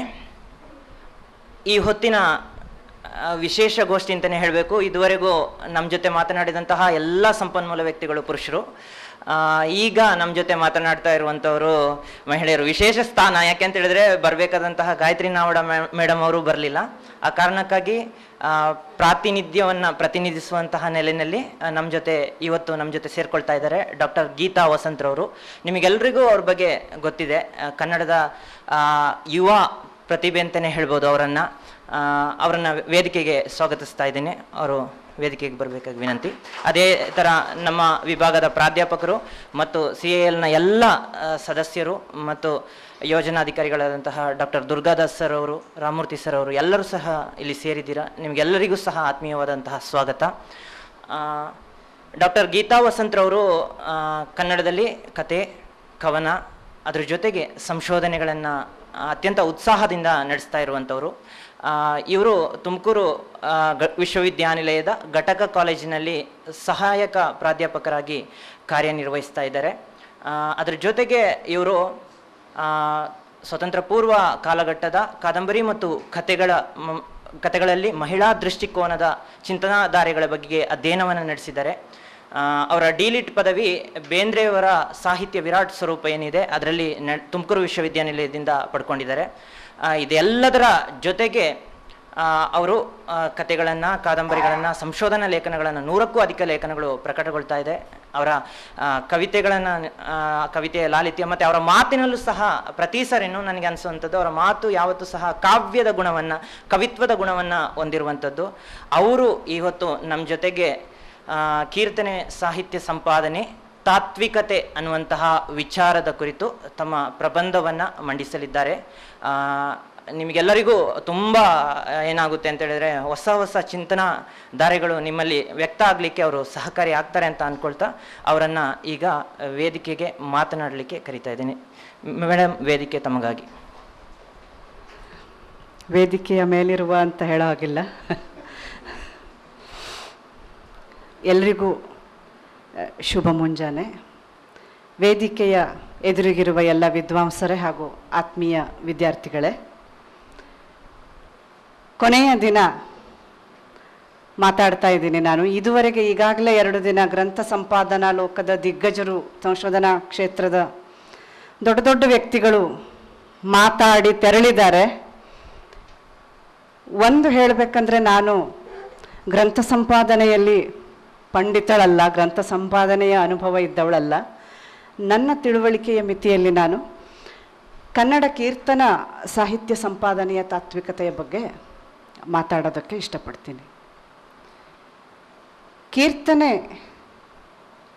ಅಂತ ಹೇಳುವಾಗ ಅದೊಂದು ರೀತಿಯ ಕನ್ನಡದ ಜನರ ಅಭಿವ್ಯಕ್ತಿಯ ಒಂದು ಜಾಯಮಾನ ಅಂತ ಅನಿಸುತ್ತೆ. ಅಷ್ಟು ಕನ್ನಡದ ಸ್ಮೃತಿಕೋಶದಲ್ಲಿ, ಕನ್ನಡಿಗರ ಮನಸ್ಥಿತಿಯಲ್ಲಿ ಅದು ಬೆರೆತು ಹೋದ ಕನ್ನಡದ್ದೇ ಆದ ಒಂದು ಪ್ರಕಾರ. ಕೀರ್ತನ ಸಾಹಿತ್ಯವನ್ನು ಕುರಿತು ಮಾತಾಡುವಾಗ ಒಂದು ಒಟ್ಟಾರೆ ಕನ್ನಡ ಸಾಹಿತ್ಯ ಚರಿತ್ರೆಯಲ್ಲಿ ಅದರ ಸ್ಥಾನ ಏನು ಮತ್ತು ಕನ್ನಡದ ಜನಜೀವನದಲ್ಲಿ ಅದರ ಸ್ಥಾನ ಏನು ಅನ್ನೋದನ್ನು 2 ನೆಲೆಯಲ್ಲಿ ಗುರುತಿಸಬೇಕಾಗತ್ತೆ. ಸಾಹಿತ್ಯದ ನೆಲೆಯಲ್ಲಿ ಗುರುತಿಸುವಾಗ ಅದರ ತಾತ್ವಿಕತೆ ಏನು, ಅದರ ಹಿಂದಿರುವ ಸೈದ್ಧಾಂತಿಕತೆ ಏನು, ಅದು ಯಾವ ತತ್ವಗಳ ಪ್ರತಿಪಾದನೆಯಾಗಿದೆ, ಯಾವ ದಾರ್ಶನಿಕತೆಯ ಪ್ರಕಟ ರೂಪವಾಗಿದೆ, ಹೀಗೆ ತಾತ್ವಿಕವಾಗಿ ನೋಡುವುದು ಸಾಹಿತ್ಯದ ಅಧ್ಯಯನವಾಗಿ ನೋಡಿದಾಗ.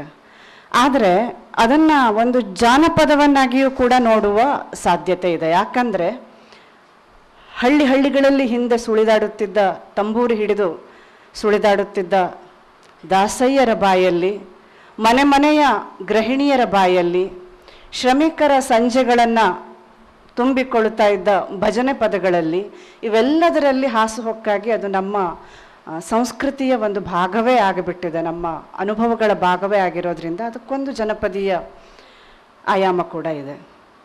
ಇನ್ನು ಸಾಹಿತ್ಯವಾಗಿ ನೋಡುವಾಗ ಹರಿದಾಸ ಸಾಹಿತ್ಯವನ್ನು ಹೆಚ್ಚಾಗಿ ಬ್ರಾಹ್ಮಣ ಸಾಹಿತ್ಯ, ವೈದಿಕ ಸಾಹಿತ್ಯ, ಅದು ಮಾಧ್ವ ತತ್ವಜ್ಞಾನದ ಪ್ರಕಟ ರೂಪ, ಹೀಗೆ ಬಹುತೇಕವಾಗಿ ಹೀಗೆ ನೋಡೋದು ಇದೆ. ಆದರೆ ವಿಶಾಲಾರ್ಥದಲ್ಲಿ ನೋಡುವಾಗ ಅದು ಒಂದು ರೀತಿಯ ಭಕ್ತನ ಆರ್ದ್ರವಾದ ಅಂತರಂಗ ಗೀತೆಗಳು, ಭಕ್ತಿಯ ತಾದಾತ್ಮ್ಯದ ಪ್ರಕಟ ರೂಪ. ಸೊ ಭಕ್ತಿ ಅಂದಾಗ ಅಲ್ಲಿ ಅಹಂ ನಿರಸನವಾಗೋದು ಮುಖ್ಯ. ಕುರ್ತಕೋಟಿನೂ ಒಂದು ಕಡೆ ಹೇಳ್ತಾರೆ, ಹೇಗೆ ವಚನಗಳು ಮತ್ತು ಕೀರ್ತನೆಗಳನ್ನು ಅಕ್ಕಪಕ್ಕದಲ್ಲಿಟ್ಟಾಗ ವಚನಗಳು ಅರ್ಥಪ್ರಧಾನವಾದುದು, ಅವು ಅರ್ಥವನ್ನು ನಿಶ್ಚಿತಗೊಳಿಸ್ತವೆ, ಸ್ಪಷ್ಟವಾಗಿ ಹೇಳ್ತವೆ. ಆ ರೀತಿಯಲ್ಲಿ ಭಾಷಿಕವಾಗಿ ಅವರುಗಳ ರಚನೆ ಇರುತ್ತೆ. ಆದರೆ ಕೀರ್ತನೆ ನಾದ ಪ್ರಧಾನವಾದದ್ದು. ಇಲ್ಲಿ ಅರ್ಥ ಅನಂತಗೊಳ್ಳುತ್ತೆ. ಅರ್ಥವನ್ನು ಒಂದು ಚೌಕಟ್ಟಿನಲ್ಲಿ ಇಟ್ಟು ಹೇಳೋದಿಲ್ಲ. ಅಂದರೆ ಪ್ರತಿಯೊಬ್ಬರೂ ಹಾಡುವಾಗ ಬೇರೆ ಬೇರೆ ರೀತಿಯಲ್ಲಿ ಅರ್ಥ ಸ್ಫುರಣವಾಗ್ತದೆ. ಒಬ್ಬೊಬ್ಬ ಗಾಯಕನೂ ಇದನ್ನು ಹಾಡುವಾಗ ಬೇರೆ ಬೇರೆ ಪಾಠವಾಗಿ ಅದು ಕಾಣ್ತದೆ, ಬೇರೆ ಬೇರೆ ಪಠ್ಯವಾಗಿ ಕಾಣ್ತದೆ. ಇದೊಂದು ರೀತಿಯ ಭಾವಾವ್ಯಕ್ತಿಯ ಮತ್ತು ನಾದದ ಭಾವತರಂಗ ಇದು. ಆದ್ದರಿಂದ ಸಂಗೀತ ಮತ್ತು ಸಾಹಿತ್ಯ ಎರಡನ್ನೂ ಸಮನ್ವಯಗೊಳಿಸಿ ರೂಪುಗೊಂಡ ಕೀರ್ತನೆಗಳು ಇವು.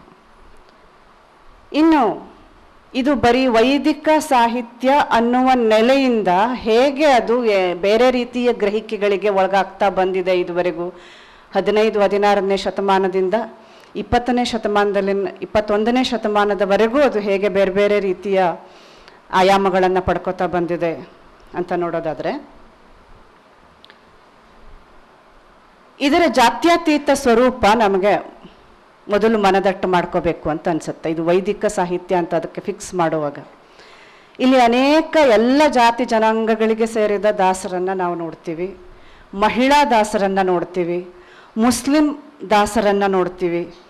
ಅಷ್ಟೇ ಅಲ್ಲ, ಈ ಪರಂಪರೆಯ ಒಳಗಡೆನೆ, ಈ ಸಾಂಪ್ರದಾಯಿಕ ಚೌಕಟ್ಟಿನ ಒಳಗಡೆನೆಯೇ ಕ್ರಿಟಿಕಲ್ ಇನ್ಸೈಡರ್ಸ್ ಅನ್ನು ಕೂಡ ನೋಡ್ತೀವಿ. ತಮ್ಮ ಪರಂಪರೆಯನ್ನ, ತಮ್ಮ ವೇಷಭೂಷಣ, ಹಾವಭಾವ, ಮಾತುಗಳನ್ನೇ ಇವರು ಕ್ರಿಟಿಸೈಸ್ ಮಾಡ್ಕೊಳ್ಳೋದನ್ನು ನಾವು ನೋಡ್ತೀವಿ. ಉದಾಹರಣೆಗೆ ಇಲ್ಲಿ ಒಂದು ತೀಕ್ಷ್ಣ ವಿಡಂಬನೆಯ ಗುಣ ಇದೆ. ಇಲ್ಲಿ ಇದು ಬರೀ ಅಂತರಂಗ ಶುದ್ಧಿ ಅಲ್ಲ, ಇಡೀ ಸಮಾಜದ ನೈತಿಕತೆಯ ಶುದ್ಧಿಯ ಹಿನ್ನೆಲೆಯಲ್ಲಿ ನಮ್ಮನ್ನೇ ನಾವು ಟೀಕಿಸಿಕೊಳ್ಳುವ, ನಮ್ಮ ಒಳಗನ್ನೇ ಟೀಕಿಸಿಕೊಳ್ಳುವ ಒಂದು ಕ್ರಿಟಿಕಲ್ ಇನ್ಸೈಡರ್ಸ್ ಆಗಿ ಕೂಡ ದಾಸ ಪರಂಪರೆ ಅಥವಾ ಕೀರ್ತನೆಗಳು ಇರೋದನ್ನು ನಾವು ನೋಡ್ತೀವಿ. ಕೀರ್ತನೆಗಳ ಸಂಪಾದನೆಯ ತಾತ್ವಿಕ ಹಿನ್ನೆಲೆಯನ್ನು ಗಮನಿಸುವ ಮೊದಲು ಅವುಗಳ ಸ್ವರೂಪ ಹಾಗೂ ವ್ಯಾಪ್ತಿಯ ಬಗ್ಗೆ ಬೇರೆ ಬೇರೆಯವರು ಚರ್ಚಿಸಿದ್ದನ್ನು ಒಂದು ಕೆಲವು ಮಾತುಗಳಲ್ಲಿ ನೋಡಬಹುದು. ನಾವು ಬಹುತೇಕವಾಗಿ 15-16ನೇ ಶತಮಾನದಲ್ಲಿ ವಿಜಯನಗರ ಸಾಮ್ರಾಜ್ಯದ ಆ ಕಾಲದಲ್ಲಿ ಆಗ ಈ ದಾಸ ಸಾಹಿತ್ಯಕ್ಕೆ ಪ್ರಭುತ್ವದ ಬೆಂಬಲವೂ ಕೂಡ ಸಿಕ್ತು. ವೈದಿಕ ತತ್ವವನ್ನು ಉಚ್ಛ್ರಾಯ ಸ್ಥಾನಕ್ಕೆ ತರೋದಕ್ಕೆ ಅಥವಾ ಈಗಾಗಲೇ ಅಧಪತನಗೊಂಡಿದ್ದ ಅದನ್ನು ಮತ್ತೆ ಎತ್ತಿ ಹಿಡಿಯೋದಕ್ಕೆ ಇದು ಶುರುವಾಯಿತು ಅನ್ನೋ ಒಂದು ವಾದ ಇದೆ. ಆದರೆ ಎಲ್ ಬಸವರಾಜ್ ಇದಕ್ಕಿಂತ ಹಿಂದೆ ಹೋಗ್ತಾರೆ. ಅವರು 12ನೇ ಶತಮಾನದ ಶಿವಶರಣರ ರಚನೆಗಳಲ್ಲಿಯೇ ಕೀರ್ತನೆಯ ಎಲ್ಲ ಲಕ್ಷಣಗಳು ಇದ್ದವು ಅಂತ ಹೇಳ್ತಾರೆ. ಇನ್ನೂ ಹಿಂದಕ್ಕೆ ಹೋಗೋದಾದರೆ ಕವಿರಾಜ ಮಾರ್ಗಕ್ಕಿಂತ ಪೂರ್ವದಲ್ಲಿಯೇ ಈ ಹಾಡುಗಬ್ಬಗಳು ಇದ್ದವು. ಈ ಹಾಡು ಅನ್ನೋದು ಗೇಯ ಪ್ರಧಾನ ರಚನೆಗಳು, ಅದನ್ನು ಬೆದಂಡೆಗಬ್ಬ ಅಂತ ಹೇಳ್ತಾರೆ. ಕವಿರಾಜ ಮಾರ್ಗಕ್ಕಿಂತ ಪೂರ್ವದಲ್ಲಿಯೇ ಗೇಯ ಪ್ರಧಾನ ರಚನೆಗಳಿದ್ದವು. ಪಾಡು, ಮೆಲ್ವಾಡು, ಭಾಜನೆಗಬ್ಬ ಹೀಗೆ ಅದನ್ನು ಕರೀತಾ ಇದ್ರು, ಆರಂಭದಲ್ಲಿ ಇದ್ವು. ಆಮೇಲೆ 12ನೇ ಶತಮಾನದ ಶಿವಶರಣರ ರಚನೆಗಳಲ್ಲಿ ಸ್ಪಷ್ಟವಾಗಿ ಪಲ್ಲವಿ, ಅನುಪಲ್ಲವಿ, ಕೊನೆಗೆ ಅಂಕಿತಗಳು, ಈ ಏನು ಕೀರ್ತನೆಯ ಸ್ಟ್ರಕ್ಚರ್ ಇದೆಯಲ್ಲ ಅದನ್ನು ನಾವು ಶಿವದಾಸರ ಗೀತೆಗಳಲ್ಲಿ ಕಾಣ್ತೀವಿ ಅಂತ ಹೇಳ್ತಾರೆ. ಅಂದರೆ ಇದೊಂದು ಹೊಸ ಶಬ್ದ ಆಗಿ ಕೇಳ್ತದೆ ನಮಗೆ. ಹರಿದಾಸರು ಅನ್ನೋದನ್ನು ಕೇಳಿದ್ದೀವಿ ನಾವು, ಅವರು ಶಿವದಾಸರು ಅಂತ ಹೇಳ್ತಾರೆ. ಅವರನ್ನು ಕೋಟ್ ಮಾಡೋದಾದರೆ ಕ್ರಿಸ್ತಶಕ 12ನೇ ಶತಮಾನದಲ್ಲಿ ಇಡೀ ಭಾರತೀಯ ಸಾಹಿತ್ಯಕ್ಕೆ ವಚನವೆಂಬ ಅಭೂತಪೂರ್ವ ಕಾಣಿಕೆಯನ್ನು ಕೊಟ್ಟ ಶಿವದಾಸರು ತಮ್ಮ ಕಾಲಕ್ಕೆ ಅಥವಾ ತತ್ಪೂರ್ವಕ್ಕೆ ಕನ್ನಡದಲ್ಲಿಲ್ಲದಿದ್ದ ಹಾಡುಗಳನ್ನು ಬರೆಯಲು ಮೊದಲಿಗರಾದರು. ಶಿವಶರಣರು ಬರೆದ ಈ ಹಾಡುಗಳು ಪಲ್ಲವದಿಂದ ಕೂಡಿ ಬೇರೆ ಬೇರೆ ರಾಗಗಳಲ್ಲಿ ಹಾಡಲು ಅನುವರಿತು ರಚಿತವಾದ ಗೇಯ ಕೃತಿಗಳು. ಮುಂದೆ 15-16ನೇ ಶತಮಾನದಲ್ಲಿ ಹರಿದಾಸರು ಯಾವ ಕೀರ್ತನೆ ಸಾಹಿತ್ಯ ಪ್ರಕಾರದಿಂದ ಇಡೀ ದಕ್ಷಿಣ ಭಾರತದ ಸಂಗೀತ ಮತ್ತು ಸಾಹಿತ್ಯ ಪ್ರಪಂಚಗಳೆರಡರಲ್ಲೂ ಅದ್ವಿತೀಯ ಕೀರ್ತಿ ಗಳಿಸಿದರೋ ಆ ಕೀರ್ತಿ ಪ್ರಕಾರಕ್ಕೆ 12ನೇ ಶತಮಾನದ ಬಸವಾದಿ ಶಿವದಾಸರ ಈ ಗೀತ ಪ್ರಕಾರ ಮೂಲವೂ ಮಾದರಿಯೂ ಆಗಿತ್ತು ಅನ್ನೋ ಮಾತನ್ನು ಎಲ್ ಬಸವರಾಜ್ ಅವರು ಹೇಳ್ತಾರೆ. ಅಂದರೆ ಅಲ್ಲಿಂದ 12ನೇ ಶತಮಾನದಿಂದಲೇ ಈ ಕೀರ್ತನೆಯ ಲಕ್ಷಣಗಳನ್ನು ಗುರುತಿಸ್ತಾರೆ ಮತ್ತು ಅದು 15ನೇ 16ನೇ ಶತಮಾನದಲ್ಲಿ ಉಚ್ಛ್ರಾಯ ಸ್ಥಿತಿಗೆ ಬರ್ತಾ ಮುಂದೆ ಅದು 20ನೇ ಶತಮಾನದವರೆಗೂ ಮುಂದುವರೆದಿದೆ ಅನ್ನೋದನ್ನು ಹೇಳ್ತಾರೆ. ಯಾಕೆ ಈ ಪ್ರಕಾರ ಆಕರ್ಷಕವಾಯಿತು ಅಂದರೆ, ಒಂದು, ಇದು ನಾದದ ಮೂಲಕ ಜನರ ಹೃದಯ ಜೊತೆಗೆ ನೇರವಾಗಿ ಸಂವಾದ ಮಾಡುವಂತಹ ಇದರ ಗೇಯ ಗುಣ ಮತ್ತು ಆರ್ದ್ರತೆ ಮತ್ತು ತಾದಾತ್ಮ್ಯತೆ. ಯಾವಾಗಲೂ ವೈಚಾರಿಕ ಚೌಕಟ್ಟು ತಾದಾತ್ಮ್ಯಗೊಳ್ಳಕ್ಕೆ ಬಿಡೋದಿಲ್ಲ. ಇನ್ನು ನಮಗಿಂತ ದೊಡ್ಡದೊಂದಿದೆ, ನಮಗಿಂತ ಮಹತ್ತು ಬೃಹತ್ತು ಒಂದಿದೆ, ಅದನ್ನು ಗುರುತಿಸಬೇಕು ಮತ್ತು ಅದರಲ್ಲಿ ನಾನು ಸೇರಿ ಹೋಗಬೇಕು. ಒಂದು ತಪನೆ, ಒಂದು ವಿರಹ, ಆ ನನಗಿಂತ ಬೃಹತ್ತಾದದ್ದನ್ನು ಸೇರುವುದರ ಬಗ್ಗೆ. ಆಗ ಅಹಂ ಇಟ್ಕೊಂಡ್ರೆ, ಖಚಿತ ವೈಚಾರಿಕ ತಾತ್ವಿಕ ತಾರ್ಕಿಕ ಚೌಕಟ್ಟುಗಳನ್ನು ಇಟ್ಕೊಂಡ್ರೆ ಈ ತಾದಾತ್ಮ್ಯ ಅನ್ನೋದು ಸಾಧ್ಯ ಇಲ್ಲ. ಭಕ್ತಿಗೆ ತಾದಾತ್ಮ್ಯ ತುಂಬ ಮುಖ್ಯ. ಜೊತೆಗೆ ಅಂತರಂಗ ನಿವೇದನೆ ಮಾಡಿಕೊಳ್ಳುವಾಗ ಒಂದು ಆರ್ದ್ರತೆ, ಆಪ್ತತೆ, ಈ ಗುಣಗಳು ಬೇಕಾಗತ್ತೆ. ಇದನ್ನು ವಚನಕಾರರು ಕೂಡ ಬಳಸಿಕೊಂಡ್ರು, ಹರಿದಾಸರು ಕೂಡ ಬಳಸ್ಕೊಂಡ್ರು ಅಂತ ಅನಿಸುತ್ತೆ. ನೀವು ಬಸವಣ್ಣ ಮತ್ತು ಅಕ್ಕ ಮಹಾದೇವಿಯ ರಚನೆಗಳನ್ನೇ ನೋಡಿದ್ರೆ ಬಸವಣ್ಣನನ್ನು ನಾವು ಎಷ್ಟು ವೈಚಾರಿಕ ಅಂತ ಗುರುತಿಸ್ತಾರೋ ಅಷ್ಟೇ ಆತ ಒಬ್ಬ ಭಾವಗೀತಕಾರ ಕೂಡ ಹೌದು. ಒಂದು ಆರ್ದ್ರತೆ ಬಸವಣ್ಣನ ರಚನೆಗಳಲ್ಲೂ ಕೂಡ ಕಾಣುತ್ತದೆ. ಮತ್ತು ಇಷ್ಟ ದೈವದ ಅಂಕಿತವನ್ನು ನಾವು ನೋಡ್ತೀವಿ. ಬಸವಣ್ಣನ ಹಿರಿಯ ಸಮಕಾಲೀನನಾದ ಸಕಲೇಶ ಮಾದರಸನ ಒಂದು ಹಾಡು, ಅದು ಪ್ರಾಚೀನವಾದ ಕೀರ್ತನೆ ಅಂತ ಎಲ್ ಬಸವರಾಜ್ ಅವರು ಗುರುತಿಸ್ತಾರೆ. ಆಮೇಲೆ ಕೀರ್ತನೆಯ ಸ್ಟ್ರಕ್ಚರ್ ಏನು ಅಂತ DS ಕರ್ಕಿಯವರು ಗುರುತಿಸಿಕೊಳ್ಳೋದು, ಮೊದಲು ಪಲ್ಲವಿ, ಪಲ್ಲವಿಯೊಡನೆ ಅನುಪಲ್ಲವಿಯೂ ಇರಬಹುದು, ಬಳಿಕ 4 ಚರಣಗಳ ಪದ್ಯಗಳು, ಕೊನೆಯಲ್ಲಿ ಕವಿಯ ಅಧಿದೈವವನ್ನು ಸೂಚಿಸುವ ಅಂಕಿತ. ಇದು ಕೀರ್ತನೆಯ ಸ್ವರೂಪ ಅಂತ ಗುರುತಿಸಿಕೊಂಡು ಅದು ಶಿವದಾಸರಲ್ಲಿಯೂ ಇದೆ ಅನ್ನೋದನ್ನು ಎಲ್ ಬಸವರಾಜರವರು ಗುರುತಿಸ್ತಾರೆ. ಇನ್ನು ಸಮಗ್ರ ದಾಸ ಸಾಹಿತ್ಯ ಸಂಪುಟಗಳನ್ನು ಸಂಪಾದಿಸಿದ ಶ್ರೀನಿವಾಸ್ ಹಾವನೂರವರು ಸಮಗ್ರ ಸಂಪುಟಗಳನ್ನು ಸಂಪಾದನೆ ಮಾಡುವಾಗ ಅವರು ಅದನ್ನು ದ್ವೈತ, ಅದ್ವೈತ, ವಿಶಿಷ್ಟಾದ್ವೈತ ಸಿದ್ಧಾಂತಗಳಿಗೆ ಸೀಮಿತಗೊಳಿಸಿದರೂ ಕೂಡ ತಾತ್ವಿಕವಾಗಿ ಅವರು ಶಿವದಾಸರ ಗೀತೆಗಳು ಕೂಡ ಕೀರ್ತನೆಗಳು ಹೌದು ಅನ್ನೋದನ್ನು ಒಪ್ಕೊಳ್ತಾರೆ ಅನ್ನೋದನ್ನು ನಾಗೀತಾಚಾರ್ಯ ಅವರು ಅವರ ಪುಸ್ತಕದಲ್ಲಿ ಪ್ರತಿಪಾದಿಸಿದ್ದಾರೆ. ಇನ್ನು ಗ್ರಂಥ ಸಂಪಾದನೆಯ ಇತಿಹಾಸದ ಹಿನ್ನೆಲೆಯಿಂದ ನೋಡಿದಾಗ ಕೀರ್ತನೆಗಳನ್ನು ಸಂಪಾದಿಸಿದ ಮೊದಲ ವ್ಯಕ್ತಿ ಕರ್ನಲ್ ಮೆಕೆನ್ಸಿ ಅಂತ. ಕನ್ನಡದಲ್ಲಿ ಹಸ್ತಪ್ರತಿಗಳ ಸಂಗ್ರಹ ಕಾರ್ಯವನ್ನು ಮೊಟ್ಟ ಮೊದಲು ಆರಂಭಿಸಿದ ವ್ಯಕ್ತಿ ಕರ್ನಲ್ ಮೆಕೆನ್ಸಿ. ಆತನೇ ಈ ಹರಿದಾಸ ಸಾಹಿತ್ಯವನ್ನು ಕೂಡ ಮೊತ್ತ ಮೊದಲು ಸಂಪಾದಿಸಿದ ಹೆಗ್ಗಳಿಕೆ.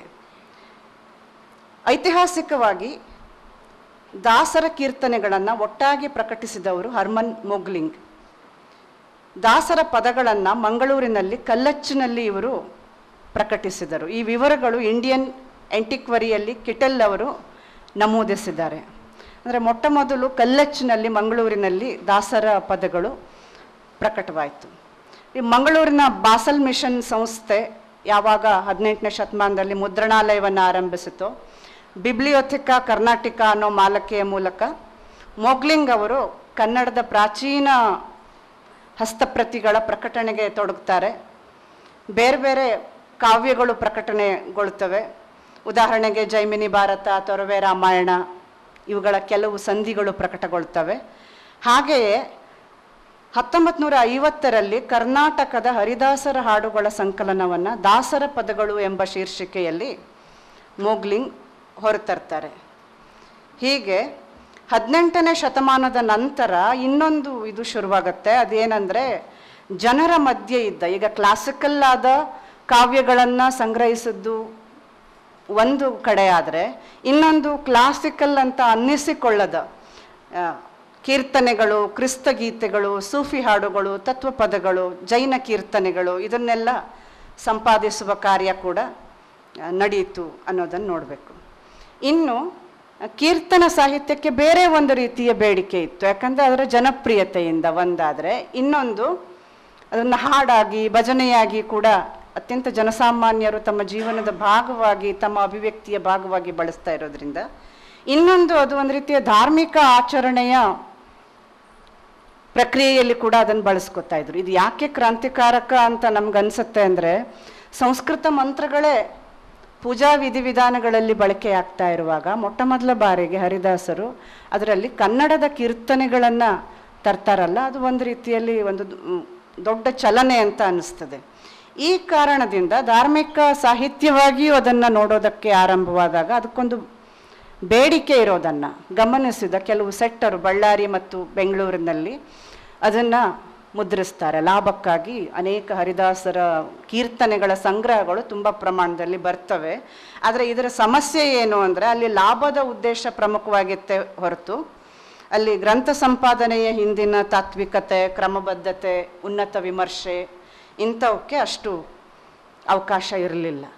ಆದರೂ ಕೆಲವು ಕಡೆ ಅವರು ವಿದ್ವಾಂಸರಿಂದ ಮುನ್ನುಡಿ ಬರೆಸಿಯೋ ಅಥವಾ ಟೀಕೆ ಟಿಪ್ಪಣಿಗಳನ್ನು ಬರೆಸಿಯೋ ಪ್ರಕಟಿಸಿದ್ದು ಕೆಲ ಮಟ್ಟಿಗೆ ಪರಿಚಯಾತ್ಮಕವಾದ ವಿವರಣೆಗಳು ಕೆಲ ಮಟ್ಟಿಗೆ ಲಭ್ಯ ಆಯಿತು.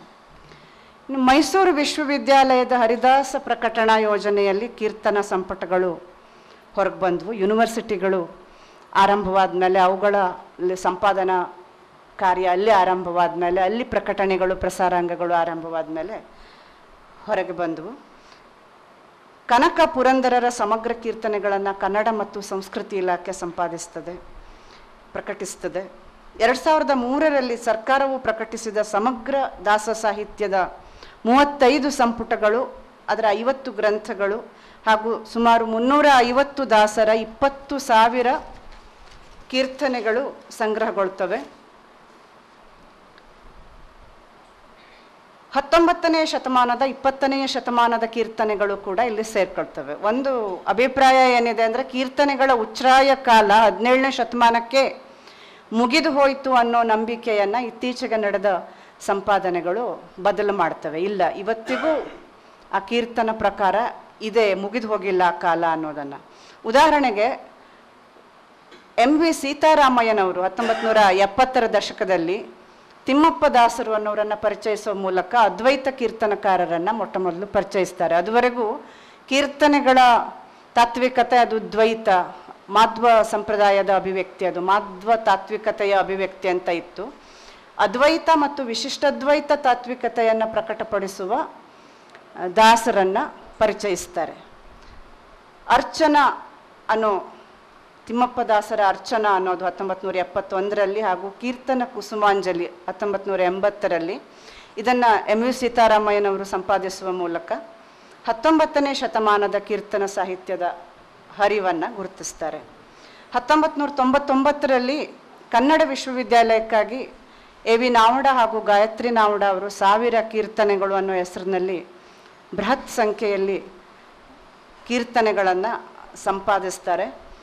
ಬೆಂಗಳೂರಿನ ನಾರಾಯಣ ಶರ್ಮ ಸಂಸ್ಕೃತಿ ಕೇಂದ್ರದ ಮೂಲಕ ಗೀತಾಚಾರ್ಯ ಅವರು ಶ್ರೀ ವೈಷ್ಣವ ಹರಿದಾಸ ಮಾಲೆಯಲ್ಲಿ ವಿಶಿಷ್ಟಾದ್ವೈತ ತತ್ವ ಪ್ರತಿಪಾದಕರ ಕೀರ್ತನೆಗಳನ್ನು ಸಂಗ್ರಹಿಸ್ತಾರೆ. ಮಂಗಳೂರಿನ ಬಿ ಕೆ ಶ್ರೀಮತಿ ರಾವ್ ಅವರು ತೌಳವ ಕೀರ್ತನ ಸಂಪುಟ ಹಾಗೂ ಮಹಿಳಾ ಹರಿದಾಸರ ಸಂಪುಟಗಳನ್ನು ಪ್ರಕಟಿಸ್ತಾರೆ. ಟಿ ಎಸ್ ನಾಗರತ್ನ ಅವರು ಶ್ರೀರಾಮದಾಸರ ಕೃತಿಗಳು ಅನ್ನೋದನ್ನು ಸಂಪಾದಿಸ್ತಾರೆ. ಹೀಗೆ ಅನೇಕ ಪಟ್ಟಿಯನ್ನು ಮಾಡ್ಬೋದು. ಇದರ ತಾತ್ವಿಕತೆಯ ಭಾಗಕ್ಕೆ ಬರೋದಾದರೆ, ಗ್ರಂಥ ಸಂಪಾದನೆಯ ಕೀರ್ತನೆಗಳ ತಾತ್ವಿಕತೆಯ ಭಾಗಕ್ಕೆ ಬರೋದಾದರೆ, ಗ್ರಂಥ ಸಂಪಾದನೆಯ ಮುಖ್ಯ ಉದ್ದೇಶಗಳಲ್ಲಿ ಒಂದು ಇತಿಹಾಸದಲ್ಲಿ ವಿಸ್ಮೃತಿಗೆ ಈಡಾಗಬಹುದಾದ ಜ್ಞಾನವನ್ನು ಅಥವಾ ಕಾವ್ಯಾದಿ ಕೌಶಲ್ಯವನ್ನು ಕಾಪಿಟ್ಕೊಳ್ಳೋದು ಒಂದಾದರೆ, ಸಾಂಸ್ಕೃತಿಕ ಪರಂಪರೆಯ ನಿರಂತರತೆಯನ್ನು ದಾಖಲಿಸೋದು ಒಂದಾದರೆ, ಬೇರೆ ಬೇರೆ ಕಾಲಘಟ್ಟದಲ್ಲಿ ಬೆಳೆದು ಬಂದ ಚಿಂತನ ಕ್ರಮಗಳನ್ನು ತೌಲನಿಕವಾಗಿ ಗುರುತಿಸ್ತಾ ಹೋಗೋದು. ಚಿಂತನ ಕ್ರಮಗಳು ಬೇರೆ ಬೇರೆ ಕಾಲಘಟ್ಟದಲ್ಲಿ ರೂಪುಗೊಳ್ತಾ ಬೆಳೀತಾ ರೂಪಾಂತರಗೊಳ್ತಾ ಹೋಗ್ತವೆ, ಅದನ್ನು ಗುರುತಿಸೋದು ಒಂದು. ಇನ್ನೊಂದು, ಗ್ರಂಥ ಸಂಪಾದನೆ ಚರಿತ್ರೆಯನ್ನು ಕಟ್ಟೋದಕ್ಕೆ ಮೊದಲ ಮೆಟ್ಟಲು, ಅದರ ಮೂಲಕ ಒಂದು ಚರಿತ್ರೆ ಕಟ್ಕೋಬೋದು. ಹಾಗೆ ಹರಿದಾಸ ಸಾಹಿತ್ಯದ ಚರಿತ್ರೆಯನ್ನು ಕಟ್ಟಬೇಕು ಅಂತಾದರೆ ಗ್ರಂಥ ಸಂಪಾದನೆ ಅಗತ್ಯ. ಕೀರ್ತನೆಗಳು ಅದನ್ನು ಸಂಪಾದಿಸುವಾಗ ಏನೇನು ಸವಾಲುಗಳು ಅಂತ ಕೆಲವು ಸಂಪಾದನಕಾರರು ಗುರುತಿಸ್ತಾರೆ, ಏನು ಸವಾಲಿದೆ ಅಂತ. ಕೀರ್ತನೆ ಗೇಯ ಪ್ರಧಾನವಾಗಿರೋದ್ರಿಂದ ಅದು ಹಸ್ತಪ್ರತಿಗಳಲ್ಲಿ ಸಿಕ್ಕಿರೋದಕ್ಕಿಂತ ಮೌಖಿಕವಾಗಿ ಸಂಗ್ರಹಿಸಿದ್ದು ಹೆಚ್ಚು. ಮೌಖಿಕ ಸಂಗ್ರಹಣೆ ಮಾಡುವಾಗ ಭಿನ್ನ ಪಾಠಗಳು ಹುಟ್ಕೊಳ್ಳೋದು ಸಹಜ ಅಂತ. ಈಗ ಒಬ್ಬರು ಅನೇಕ ಗಾಯಕರು ಒಂದೇ ಕೀರ್ತನೆಯನ್ನು ಬೇರೆ ಬೇರೆ ಕರ್ನಾಟಕದ ಬೇರೆ ಬೇರೆ ಪ್ರದೇಶದಲ್ಲಿ ಬೇರೆ ಬೇರೆ ರೀತಿಯಲ್ಲಿ ಹಾಡೋದಕ್ಕೆ ಸಾಧ್ಯ ಇದೆ. ಇದನ್ನು ಒಂದೊಂದು ಗಾಯಕಿಯ ಅಥವಾ ಗಾಯಕನ ಹಾಡು ಒಂದೊಂದು ಪಠ್ಯ ಅಂತ ಪರಿಗಣಿಸೋದಕ್ಕೆ ಸಾಧ್ಯ ಇದೆ. ಹೀಗೆ ಹಲವು ಭಿನ್ನ ಪಾಠಗಳು ಹುಟ್ಕೊಳ್ತವೆ. ಕೀರ್ತನೆ ಹಾಡುವಾಗ ಅವು ಪಾಠಾಂತರಗೊಳ್ತಾ ನಡೆದಿದೆ. ಇನ್ನು ಹಸ್ತಪ್ರತಿ, ಅಕ್ಷರ ರೂಪದಲ್ಲಿದ್ದ ಹಸ್ತಪ್ರತಿನೂ ಹಾಡಿನ ರೂಪಕ್ಕೆ ವರ್ಗಾವಣೆಗೊಳ್ಳುವಾಗ, ಹಸ್ತಪ್ರತಿಯಲ್ಲಿರುವ ಕೀರ್ತನೆಯನ್ನು ಹಾಡಿನ ರೂಪಕ್ಕೆ ವರ್ಗಾಯಿಸುವಾಗ ಕೂಡ ಪಾಠಾಂತರಗಳು ಸಹಜವಾಗಿ ಆಗಿದೆ. ಅಲ್ಲಿ ಇರೋದೊಂದು, ಅವರು ಹಾಡೋದು ಬೇರೆ ರೀತಿ ಹಾಡಿರ್ಬೋದು, ಅಥವಾ ತಾಳಕ್ಕೆ ಲಯಕ್ಕೆ ಹೊಂದ್ಕೊಳ್ಳೋ ನಿಟ್ಟಿನಲ್ಲಿ, ಯಾಕಂದರೆ ಇದು ಸಂಗೀತ ಪ್ರಧಾನವಾಗಿರೋದ್ರಿಂದ ತಾಳ ಲಯಗಳಿಗೆ ಹೊಂದಿಸುವ ನಿಟ್ಟಿನಲ್ಲಿ ಕೂಡ ಇಲ್ಲಿ ಬದಲಾವಣೆಗಳನ್ನು ಮಾಡಿಕೊಂಡು ಹಾಡ್ತಾರೆ. ಮತ್ತು ಕೆಲವು ಸಲ ಪೂರ್ತಿ ಕೀರ್ತನೆಗಳನ್ನು ಹಾಡೋದಿಲ್ಲ, ಅದು ತಮ್ಮ ಭಾವದ ಸ್ಫುರಣೆಗೆ ಎಷ್ಟು ಬೇಕೋ ಅಷ್ಟನ್ನೇ ಆಯ್ಕೊಂಡು ಹಾಡೋದು ಕೂಡ ಇರ್ತದೆ. ಅದರಿಂದ ಬೇರೆ ಬೇರೆ ಪಾಠಗಳು ಉಂಟಾಗಿರೋದು ಸಹಜ. ಅದರಿಂದ ಇಂಥ ಕೀರ್ತನೆಗಳನ್ನು ಮೌಖಿಕವಾಗಿ ಸಂಗ್ರಹಿಸುವಾಗ ಒಂದು ಉಚಿತಾನುಚಿತ ವಿವೇಕ ಮತ್ತು ಕೀರ್ತನೆಯ ಬಗೆಗೆ, ಅದರ ತಾತ್ವಿಕತೆಯ ಬಗೆಗೆ ಒಂದು ಸಮಗ್ರ ಜ್ಞಾನ ಇರಬೇಕಾಗತ್ತೆ. ಇನ್ನು ದಾಸ ಸಾಹಿತ್ಯದ ಸಂಪಾದನೆಯಲ್ಲಿ ದೊಡ್ಡ ಸಮಸ್ಯೆ ಎದುರಿಸೋದೇನು ಅಂದರೆ ಅಂಕಿತ ವಿಚಾರ. ಒಂದು ಅಂಕಿತ ಇರುತ್ತೆ, ಗುರುಮುಖೇನ ಕೀರ್ತನಕಾರ ಗುರುಮುಖೇನ ದೀಕ್ಷೆ ಪಡೆದಿರ್ತಾನೆ, ಆ ಗುರು ಅವನಿಗೆ ಅಂಕಿತ ಕೊಟ್ಟಿರ್ತಾನೆ. ಹೀಗೆ ಗುರು ತನ್ನ 10 ಶಿಷ್ಯರಿಗೆ ಒಂದೇ ಅಂಕಿತವನ್ನು ಕೊಟ್ಟಿರೋ ಸಾಧ್ಯತೆ ಇರ್ತದೆ. ಒಬ್ಬರಿಗೆ ಹಲವರಿಗೆ ಒಂದು ಅಂಕಿತ. ಇದರಿಂದ ಏನಾಗುತ್ತೆ, ಅಂಕಿತವನ್ನು ಗುರುತಿಸುವುದರಲ್ಲಿ ಸಂಪಾದಕರಿಗೆ ಕೆಲವು ಗೊಂದಲಗಳು ಉಂಟಾಗ್ತವೆ ಅಂತ. ಉದಾಹರಣೆಗೆ ಪುರಂದರದಾಸರ ವಿಷಯದಲ್ಲೇ ಇದನ್ನಾಗಿರೋದನ್ನು ಸಂಶೋಧಕರು ಗುರುತಿಸ್ತಾರೆ. ಗುರು ಪುರಂದರ ಅನ್ನುವ ಹೆಸರಿನಲ್ಲಿ ಇರುವ ಕೀರ್ತನೆಗಳನ್ನು ಸುಮಾರು ವರ್ಷಗಳವರೆಗೂ ಅದು ಪುರಂದರದಾಸರದ್ದು ಅಂತಲೇ ಭಾವಿಸಿ ಹಾಡಲಾಗ್ತಾ ಇತ್ತು ಮತ್ತು ಗುರುತಿಸಲಾಗ್ತಾ ಇತ್ತು. ಮತ್ತು ಅನೇಕ ಈ ಸಂಪಾದಿತ ಕೀರ್ತನೆಗಳ ಕೃತಿಗಳಲ್ಲಿ ಗುರುಪುರಂದರ ಅಂಕಿತದ ಕೀರ್ತನೆಗಳು ಪುರಂದರದಾಸರ ಹೆಸರಿನಲ್ಲಿ ಈಗಾಗಲೇ ಸೇರಿ ಹೋಗಿವೆ ಅನ್ನೋದನ್ನು ಗಮನಿಸ್ಬೋದು. ಇನ್ನು ಅಂಕಿತ ಪಲ್ಲಟ ಇನ್ನೊಂದು ಸಮಸ್ಯೆ. ಹಾಡುವಾಗ ಹಾಡುವವರಿಗೆ ಅವರ ಧಾರ್ಮಿಕ ಶ್ರದ್ಧೆ ಅಥವಾ ಭಕ್ತಿ, ತಾದಾತ್ಮ್ಯ, ನಾದ ಅದು ಮುಖ್ಯನೇ ಹೊರತು ಹೆಸರುಗಳು ಮುಖ್ಯ ಅಲ್ಲ. ಅವರಿಗೆ ಅಂಕಿತ ಹೆಸರುಗಳು ಮುಖ್ಯ ಅಲ್ಲ, ಆ ಶಿಸ್ತು ಅವರಿಗೆ ಅಗತ್ಯ ಇಲ್ಲ. ಆಗ ಕನಕದಾಸರ ರಚನೆಯನ್ನು ಪುರಂದರದಾಸರ ಹೆಸರಿನಲ್ಲೂ, ಪುರಂದರದಾಸರನ್ನು ಕನಕರ ಅಂಕಿತದಲ್ಲೂ ಅವರು ಈ ರೀತಿ ಅಂಕಿತ ಪಲ್ಲಟಗೊಳಿಸಿರುವ ಉದಾಹರಣೆಗಳಿರ್ತದೆ. ಇದನ್ನು ಗ್ರಹಿಸದೆ ಕೆಲವು ವಿದ್ವಾಂಸರು ಏನು ಆರೋಪ ಮಾಡ್ತಾರೆ ಅಂದರೆ, ಕನಕರ ಕೀರ್ತನೆಗಳನ್ನು ಪುರಂದರದಾಸರು ಕದ್ದಿದ್ದಾರೆ ಅಂತನೋ, ಅಥವಾ ಪುರಂದರದಾಸರ ಕೀರ್ತನೆಗಳನ್ನು ಕನಕದಾಸರು ಕದ್ದಿದ್ದಾರೆ ಅಂತನೋ, ಅಥವಾ ಇವರಿಬ್ಬರಿಗೂ ಹೊರತಾಗಿ ಯಾರೋ ಈ ಕ್ರಿಯೆಯನ್ನು ಮಾಡಿರಬಹುದು ಅಂತನೋ ಆರೋಪಿಸೋದಿದೆ. ಆದರೆ ಇದು ಅಂಕಿತ ಪಲ್ಲಟದಿಂದ ಹೀಗೆ ಅನೇಕ ಆಗಿರೋದಿದೆ. ಆದ್ದರಿಂದ ಈ ಸಂಪಾದನೆ ಮಾಡುವಾಗ ಅಥವಾ ಸಂಶೋಧನೆ ಮಾಡುವಾಗ ಈ ಪೂರ್ವಗ್ರಹ ರಹಿತರಾಗಿ ಇದನ್ನು ಗಮನಿಸಬೇಕಾದದ್ದು ಅಗತ್ಯ. ಯಾಕಂದರೆ ಇದು ಶಾಸ್ತ್ರವಾಗಿ ಒಂದೇ ಕಡೆ ಇದ್ದದ್ದಲ್ಲ, ಇದು ಬಾಯಿಯಿಂದ ಬಾಯಿಗೆ, ಪ್ರದೇಶದಿಂದ ಪ್ರದೇಶಕ್ಕೆ ಹಬ್ಬಿ ಹರಡಿರೋದ್ರಿಂದ ಈ ಎಲ್ಲ ಸಮಸ್ಯೆಗಳಿಲ್ಲಿ ಇದರ ಶ್ರವ್ಯ ಸ್ವರೂಪದಿಂದಾಗಿಯೇ ಈ ಎಲ್ಲ ಸಮಸ್ಯೆಗಳು ತಲೆದೋರೋದು ಸಹಜ. ಇನ್ನು ಈವರೆಗೆ ಬಹುತೇಕ ಕೀರ್ತನೆಗಳ ಸಂಪಾದನೆ ಮಾಡುವಾಗ ಮಧ್ವ ಸಂಪ್ರದಾಯದ ಹಿನ್ನೆಲೆಯಲ್ಲಿ ನೋಡಿರೋದಿದೆ. ಅಂದರೆ ಕೀರ್ತನಕಾರ ಯಾರು ಅಂತ ಗುರುತಿಸ್ಕೊಳ್ಳುವಾಗ ಕ್ರಮಬದ್ಧವಾಗಿ ದಾಸದೀಕ್ಷೆ ಪಡೆದು ಗುರು ಕೊಟ್ಟ ಅಂಕಿತವನ್ನು ಸ್ವೀಕರಿಸಿದವರಷ್ಟೇ ಹರಿದಾಸರು. ಅಂದರೆ ಹರಿದಾಸರ ಒಂದು ಚಿತ್ರ ನಮ್ಮ ಕಣ್ಣಲ್ಲಿದೆ. ಕೊರಳಲ್ಲಿ ತುಳಸಿ ಮಾಲೆ, ಹಣೆಗೆ ಗೋಪಿಚಂದನ, ತಾಳ, ತಂಬೂರಿ, ಕಾಲಲ್ಲಿ ಕಿರುಗೆಜ್ಜೆ, ಹೀಗೆ ದೀಕ್ಷಾಬದ್ಧ ಒಂದು ಸಾಂಪ್ರದಾಯಿಕ ಚಿತ್ರ. ಉಳಿದವರು ತಮ್ಮ ಹೆಸರಿನ ಮುಂದೆ ದಾಸ ಅಂತ ಸೇರಿಸ್ಕೊಂಡ್ರು, ಅವರು ಅಧಿಕೃತವಾಗಿ ದಾಸರಲ್ಲ ಅನ್ನೋ ಒಂದು ನಂಬಿಕೆ ಇತ್ತು. ಆದರೆ ಇದು ಕೂಡ ಇದನ್ನು ಬದಲಾಯಿಸ್ಕೊಳ್ಬೇಕಾಯ್ತು. ಬರೀ ಮಾಧ್ವ ತತ್ವಗಳಷ್ಟೇ ಅಲ್ಲ, ದ್ವೈತ, ಅದ್ವೈತ, ವಿಶಿಷ್ಟ ಅದ್ವೈತ, ಹೀಗೆ 3 ಧಾರೆ ಇಲ್ಲಿ ಬೆರೆತಿದೆ ಅನ್ನೋದನ್ನು ನಂತರದ ಸಂಶೋಧಕರು ಗುರುತಿಸ್ತಾರೆ. ಮತ್ತು ಅಂತಹ ಕೀರ್ತನೆಗಳು ಸಿಗ್ತಾ ಹೋಗ್ತವೆ ಅನ್ನೋದನ್ನು ನೋಡ್ಬೋದು. ಈ ಕೀರ್ತನೆಗಳ ಸೈದ್ಧಾಂತಿಕ ನೆಲೆಯನ್ನು ಮಧ್ವಾಚಾರ್ಯರು, ಶ್ರೀಪಾದರಾಜರು, ವ್ಯಾಸರಾಯರು, ರಾಘವೇಂದ್ರ ತೀರ್ಥರು, ಜಗನ್ನಾಥದಾಸರು ಮೊದಲಾದವರು ಕಟ್ಟಿಕೊಟ್ಟಿದ್ದರು. ನಿಮಗೆಲ್ಲ ಗೊತ್ತಿರೋ ಹಾಗೆ ಹೆಚ್ಚಾಗಿ ಕೀರ್ತನ ಸಾಹಿತ್ಯದ ಬಗ್ಗೆ ಓದುವಾಗ ಇದೊಂದು ಸಾಮಾನ್ಯವಾದ ಅಂಶ. ಈ 2 ನೆಲೆಯಲ್ಲಿ ಇದು ಬೆಳ್ಕೊಂಡು ಬಂದಿದೆ. ಒಂದು ವ್ಯಾಸಕೂಟ, ಮತ್ತೊಂದು ದಾಸಕೂಟ ಅಂತ. 2 ಕವಲು. ವ್ಯಾಸಕೂಟ ಯತಿ ಪರಂಪರೆಯ ಕೀರ್ತನೆಕಾರರನ್ನು ಒಳಗೊಂಡಿದ್ರೆ, ದಾಸಕೂಟವು ಗೃಹಸ್ಥ ಸಂತರನ್ನ ಒಳಗೊಂಡಿರುವಂಥದ್ದು. ಪುರಂದರ ಮತ್ತು ಕನಕರಂತಹ ಸಂತರು ದಾಸಕೂಟಕ್ಕೆ ಸೇರಿದವರು.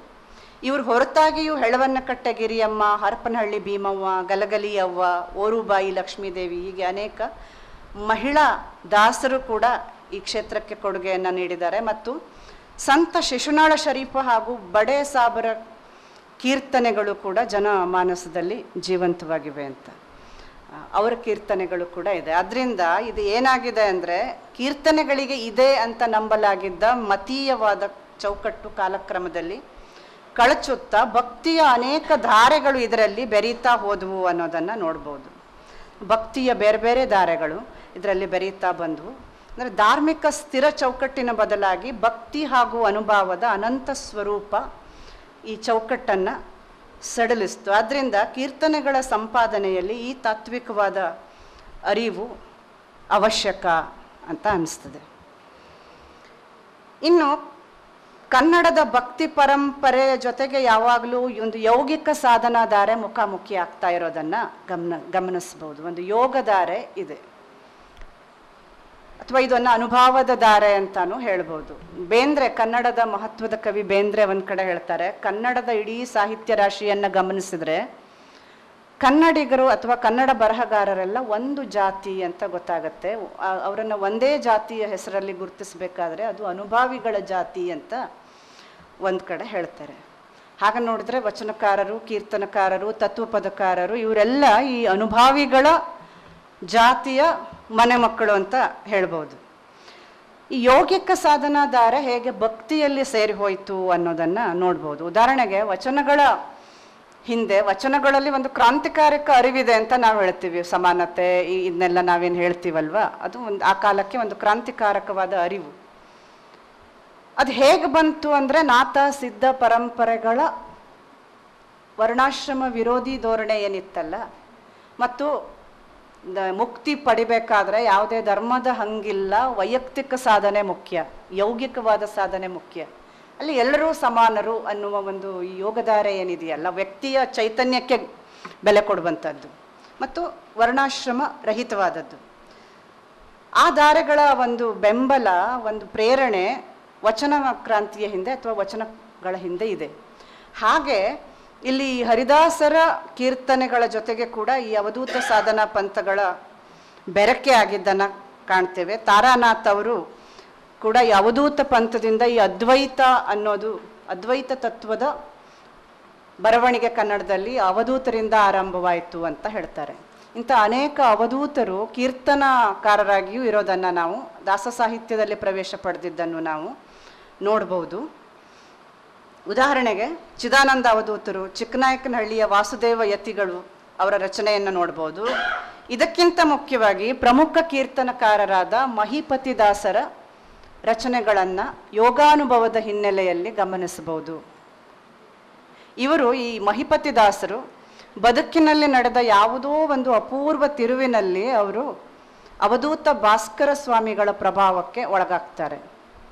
ಸೊ ಅವಧೂತ, ಅದನ್ನು ನಾನು ಮತ್ತೆ ಎಕ್ಸ್ಪ್ಲೇನ್ ಮಾಡೋದಿಲ್ಲ. ಅವಧೂತ ಪಂಥ ಅಂದರೆ ಏನು ಅಂದರೆ, ಯೋಗ ಸಾಧನೆ ಅಂದರೆ ಷಟ್ಚಕ್ರಗಳನ್ನು, ದೇಹಸ್ಥವಾದ 6 ಚಕ್ರಗಳನ್ನು ಜಾಗೃತಗೊಳಿಸ್ತಾ ಯೋಗಾನುಭವವನ್ನು ಹೊಂದುವ, ಜೀವದಲ್ಲಿಯೇ ಇರುವ ಶಿವನನ್ನು ಕಾಣುವ ಒಂದು ಯೌಗಿಕವಾದ ಅನುಭವ ಅದು.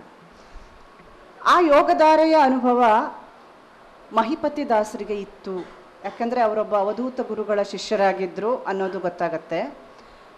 ಅವರ ಕೀರ್ತನೆಗಳಲ್ಲಿ ಇದು ಪ್ರಕಟವಾಗಿದೆ. ಉದಾಹರಣೆಗೆ ಅವರ ಒಂದು ಕೀರ್ತನೆ ದೇಹಸ್ಥ 6 ಚಕ್ರಗಳನ್ನು ಯೋಗ ಸಾಧನೆಯಿಂದ ಭೇದಿಸಿದಾಗ ಊರ್ಧ್ವಗಾಮಿಯಾದ ಅಂತರಂಗದಲ್ಲಿ ಅನೇಕ ನಾದಗಳು ಕೇಳೋದಕ್ಕೆ ಶುರುವಾಗ್ತವೆ. ಬೇರೆ ಬೇರೆ ಚಕ್ರಗಳು ಜಾಗೃತವಾದಾಗ ಕೊಳಲು, ತಂಬೂರಿ, ವೀಣೆ ಇಂತಹ ಬ್ರಹ್ಮಾಂಡದಲ್ಲಿರುವ ನಾದಗಳೆಲ್ಲ ನಮ್ಮ ದೇಹದಲ್ಲಿ ಕೇಳೋದಕ್ಕೆ ಶುರುವಾಗ್ತವೆ ಅನ್ನೋದು ಯೋಗಿಗಳು ಹೇಳೋ ಮಾತು. ಅಂತಹ ಯೋಗಾನುಭವವನ್ನು ಮಹಿಪತಿದಾಸರ ಕೀರ್ತನೆ ಪ್ರಕಟಪಡಿಸಿದೆ.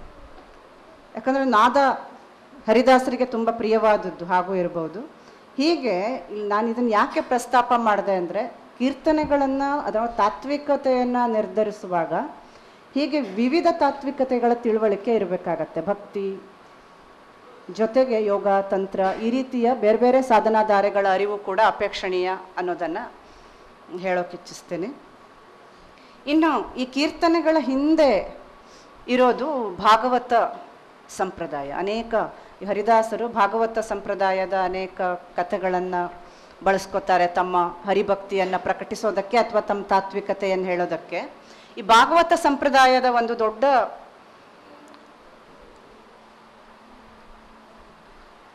ಭಾಗವತ ಸಂಪ್ರದಾಯದ ಒಂದು ದೊಡ್ಡ ವಿಷಯ ಏನು ಅಂದರೆ, ಇಲ್ಲಿ ಒಂದು ಸರ್ವ ಸಮಭಾವ ಇದೆ. ಇದು ಇಲ್ಲಂದ್ರೆ ಜಾತ್ಯತೀತಗೊಳ್ಳೋದು ಈ ಭಾಗವತ ಮನೋಭಾವಕ್ಕೆ ತುಂಬ ಸಹಜ ಅಂತ. ಯಾಕಂದ್ರೆ ಇಲ್ಲಿ ಹರಿಹರ ಭೇದ ಇಲ್ಲ, ಹರಿಹರ ಸಾಮರಸ್ಯ ಇದೆ. ನಾವು ಯಾವಾಗಲೂ ಎರಡು ನೋಡಿದ್ದೀವಿ. ನಾವು ಕನ್ನಡದ ಸಂದರ್ಭದಲ್ಲಿ ಶೈವ ಮತ್ತು ವೈಷ್ಣವರು ಇವರ ಮಧ್ಯೆ ಒಂದು ಸಂಘರ್ಷ. ಹರಿ ಸರ್ವೋತ್ತಮ ಮತ್ತು ಶಿವ ಸರ್ವೋತ್ತಮ ಅನ್ನುವ ತಾತ್ವಿಕ ಕಾದಾಟವನ್ನು ನೋಡಿದ್ದೀವಿ. ಈ ತಾತ್ವಿಕ ಕಾದಾಟ ಎಲ್ಲೋ ಒಂದು ಕಡೆ ಕೆಲವು ಸಲ ಆಕ್ರಮಣಕಾರಿಯಾಗಿಯೂ ಅಭಿವ್ಯಕ್ತಿ ಆಗೋದಿದೆ. ಇನ್ನೊಬ್ಬರನ್ನ ಆಕ್ರಮಣಕಾರಿ ಅಂದರೆ ಹೇಗೆ ಅಂದರೆ ಇನ್ನೊಂದು ಮತ ನಾಶವಾಗಬೇಕು ಅಂತನೋ ಅಥವಾ ಇನ್ನೊಬ್ಬರನ್ನ ನಾವು ಒಪ್ಪೋದಿಲ್ಲ ಅಂತ ಖಂಡಿಸುವುದು ಅಥವಾ ವ್ಯಂಗ್ಯವಾಡೋದು, ಈ ರೀತಿಯ ಧಾಟಿಯಲ್ಲಿ ನಾವು ಒಬ್ಬರನ್ನೊಬ್ಬರು ಗೇಲಿ ಮಾಡ್ಕೊಳ್ಳೋದು, ನಿಂದಿಸುವುದು ಅಥವಾ ಖಂಡಿಸುವುದು, ಇದನ್ನೆಲ್ಲ ನೋಡುವ ಒಂದು ಆಕ್ರಮಣಕಾರಿ ಧೋರಣೆ ಇದೆ, ನೋಡ್ತೀವಿ ನಾವು ಹರಿಹರ ಮುಂತಾದವರಲ್ಲಿ ಕಾಣ್ತೀವಿ. ಆದರೆ ಈ ಕೀರ್ತನ ಸಾಹಿತ್ಯವನ್ನು ನೋಡಿದ್ರೆ ಇಲ್ಲಿ ಈ ಥರದ ಆಕ್ರಮಣಕಾರಿ ಧೋರಣೆ ಇಲ್ಲ. ಅವರು ಹರಿಸರ್ವೋತ್ತಮ ಅಂತ ಪ್ರತಿಪಾದಿಸ್ತಿರ್ಬೋದು, ಹರಿಭಕ್ತಿಯ ಮೂಲಕ ಅವರು ಆ ಭಕ್ತಿಯ ತಾದಾತ್ಮ್ಯವನ್ನು ಸ್ಥಾಪಿಸ್ತಾ ಇರಬಹುದು. ಆದರೆ ಅಲ್ಲಿ ಒಂದು ತಾತ್ವಿಕ ಸಡಿಲಿಕೆ ಇದೆ. ಅದನ್ನು ತಂದುಕೊಟ್ಟಿದ್ದು ಭಾಗವತ ಸಂಪ್ರದಾಯ. ಅದು ಹರಿಹರ ಸಾಮರಸ್ಯವನ್ನು ಪ್ರತಿಪಾದಿಸ್ತದೆ. ಹೀಗೆ ಈ ಭಾಗವತ ಸಂಪ್ರದಾಯವು ಈ ಕೀರ್ತನ ಪರಂಪರೆಗಳಿಗೆ ಸೇರಿಕೊಂಡಾಗ ಈ ಒಂದು ಸಡಿಲಿಕೆ ಸಾಧ್ಯ ಆಯಿತು ಅಂತ ಅನ್ಸುತ್ತೆ. ಅದೇ ನಾನು ಮೊದಲೇ ಪ್ರಸ್ತಾಪಿಸಿದ ಹಾಗೆ 1970ರ ದಶಕದಲ್ಲಿ ತಿಮ್ಮಪ್ಪ ದಾಸರನ್ನು ಪರಿಚಯಿಸುವ ಮೂಲಕ ಸೀತಾರಾಮಯ್ಯ ಅವರು ಅದ್ವೈತ ಆಶಯ ಇರುವ ಕೀರ್ತನೆಗಳನ್ನು ಪ್ರಕಟಗೊಳಿಸ್ತಾರೆ.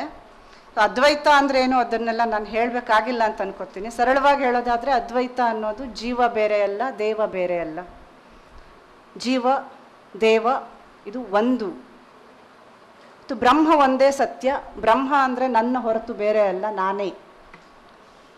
ಅಂದರೆ ಅದಕ್ಕೆ ಹೇಳ್ತಾರೆ ಆತ್ಮಜ್ಞಾನ ಅಂದ್ರೆ ಏನು, ಜಗತ್ತನ್ನು ತಿಳ್ಕೊಳ್ಳೋದಲ್ಲ, ನನ್ನನ್ನು ತಿಳ್ಕೊಳ್ಳೋದು. ನನ್ನನ್ನು ತಿಳ್ಕೊಂಡ್ರೆ ಜಗತ್ತನ್ನು ತಿಳ್ಕೊಂಡ ಹಾಗೆ ಅಂತ. ಇದು ಈ ಅದ್ವೈತ ತತ್ವದ ಅನೇಕ ಕೀರ್ತನೆಗಳು ಆಮೇಲೆ 17ನೇ ಶತಮಾನದ ನಂತರ ಬೆಳಕಿಗೆ ಬಂದವು.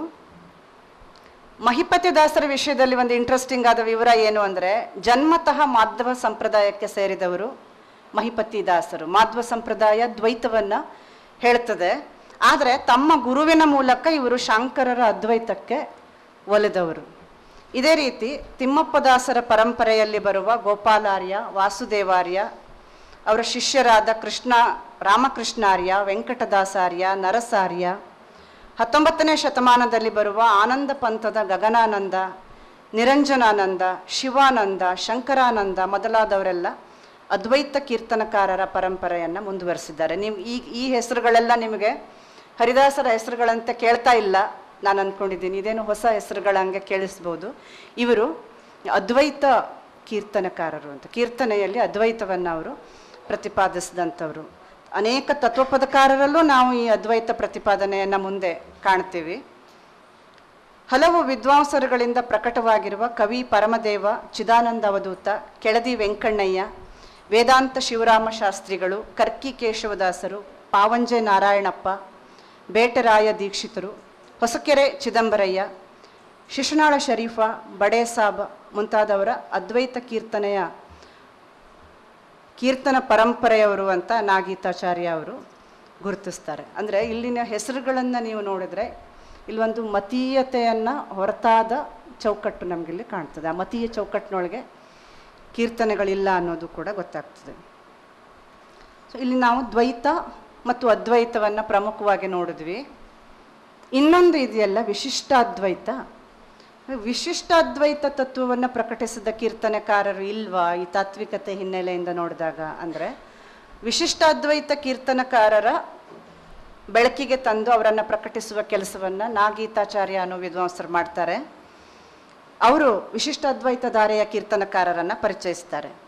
ಅವ್ರೇನು ಹೇಳ್ತಾರೆ ಅಂದರೆ 15ನೇ ಶತಮಾನದಲ್ಲೇ ಕೀರ್ತನೆ ರಚಿಸಿದ ಬೇಲೂರು ವೈಕುಂಠದಾಸರು ಅವರು ವಿಶಿಷ್ಟಾದ್ವೈತ ನೆಲೆಯಲ್ಲಿ ಕೀರ್ತನೆ ರಚಿಸಿದ್ದಾರೆ ಅಂತ ಹೇಳ್ತಾರೆ. ಅಂದರೆ 15ನೇ ಶತಮಾನದಲ್ಲಿಯೇ ವಿಶಿಷ್ಟಾದ್ವೈತ ತಾತ್ವಿಕತೆ ಕೀರ್ತನೆಯಲ್ಲಿ ಬಂದಿದೆ. ಅವರ ಶಿಷ್ಯರು ಕನಕದಾಸರು.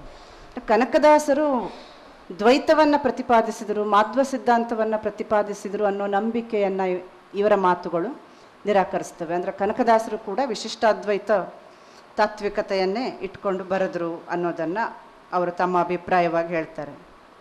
ಇನ್ನು ಅವರು 1847ರ ಸುಮಾರಿನಲ್ಲಿದ್ದ ತುಳಸಿ ರಾಮದಾಸರು ಹಾಗೂ ಅವರ ಶಿಷ್ಯ ಪರಂಪರೆಯ 30 ಕೀರ್ತನಕಾರರನ್ನು ಗೀತಾಚಾರ್ಯರು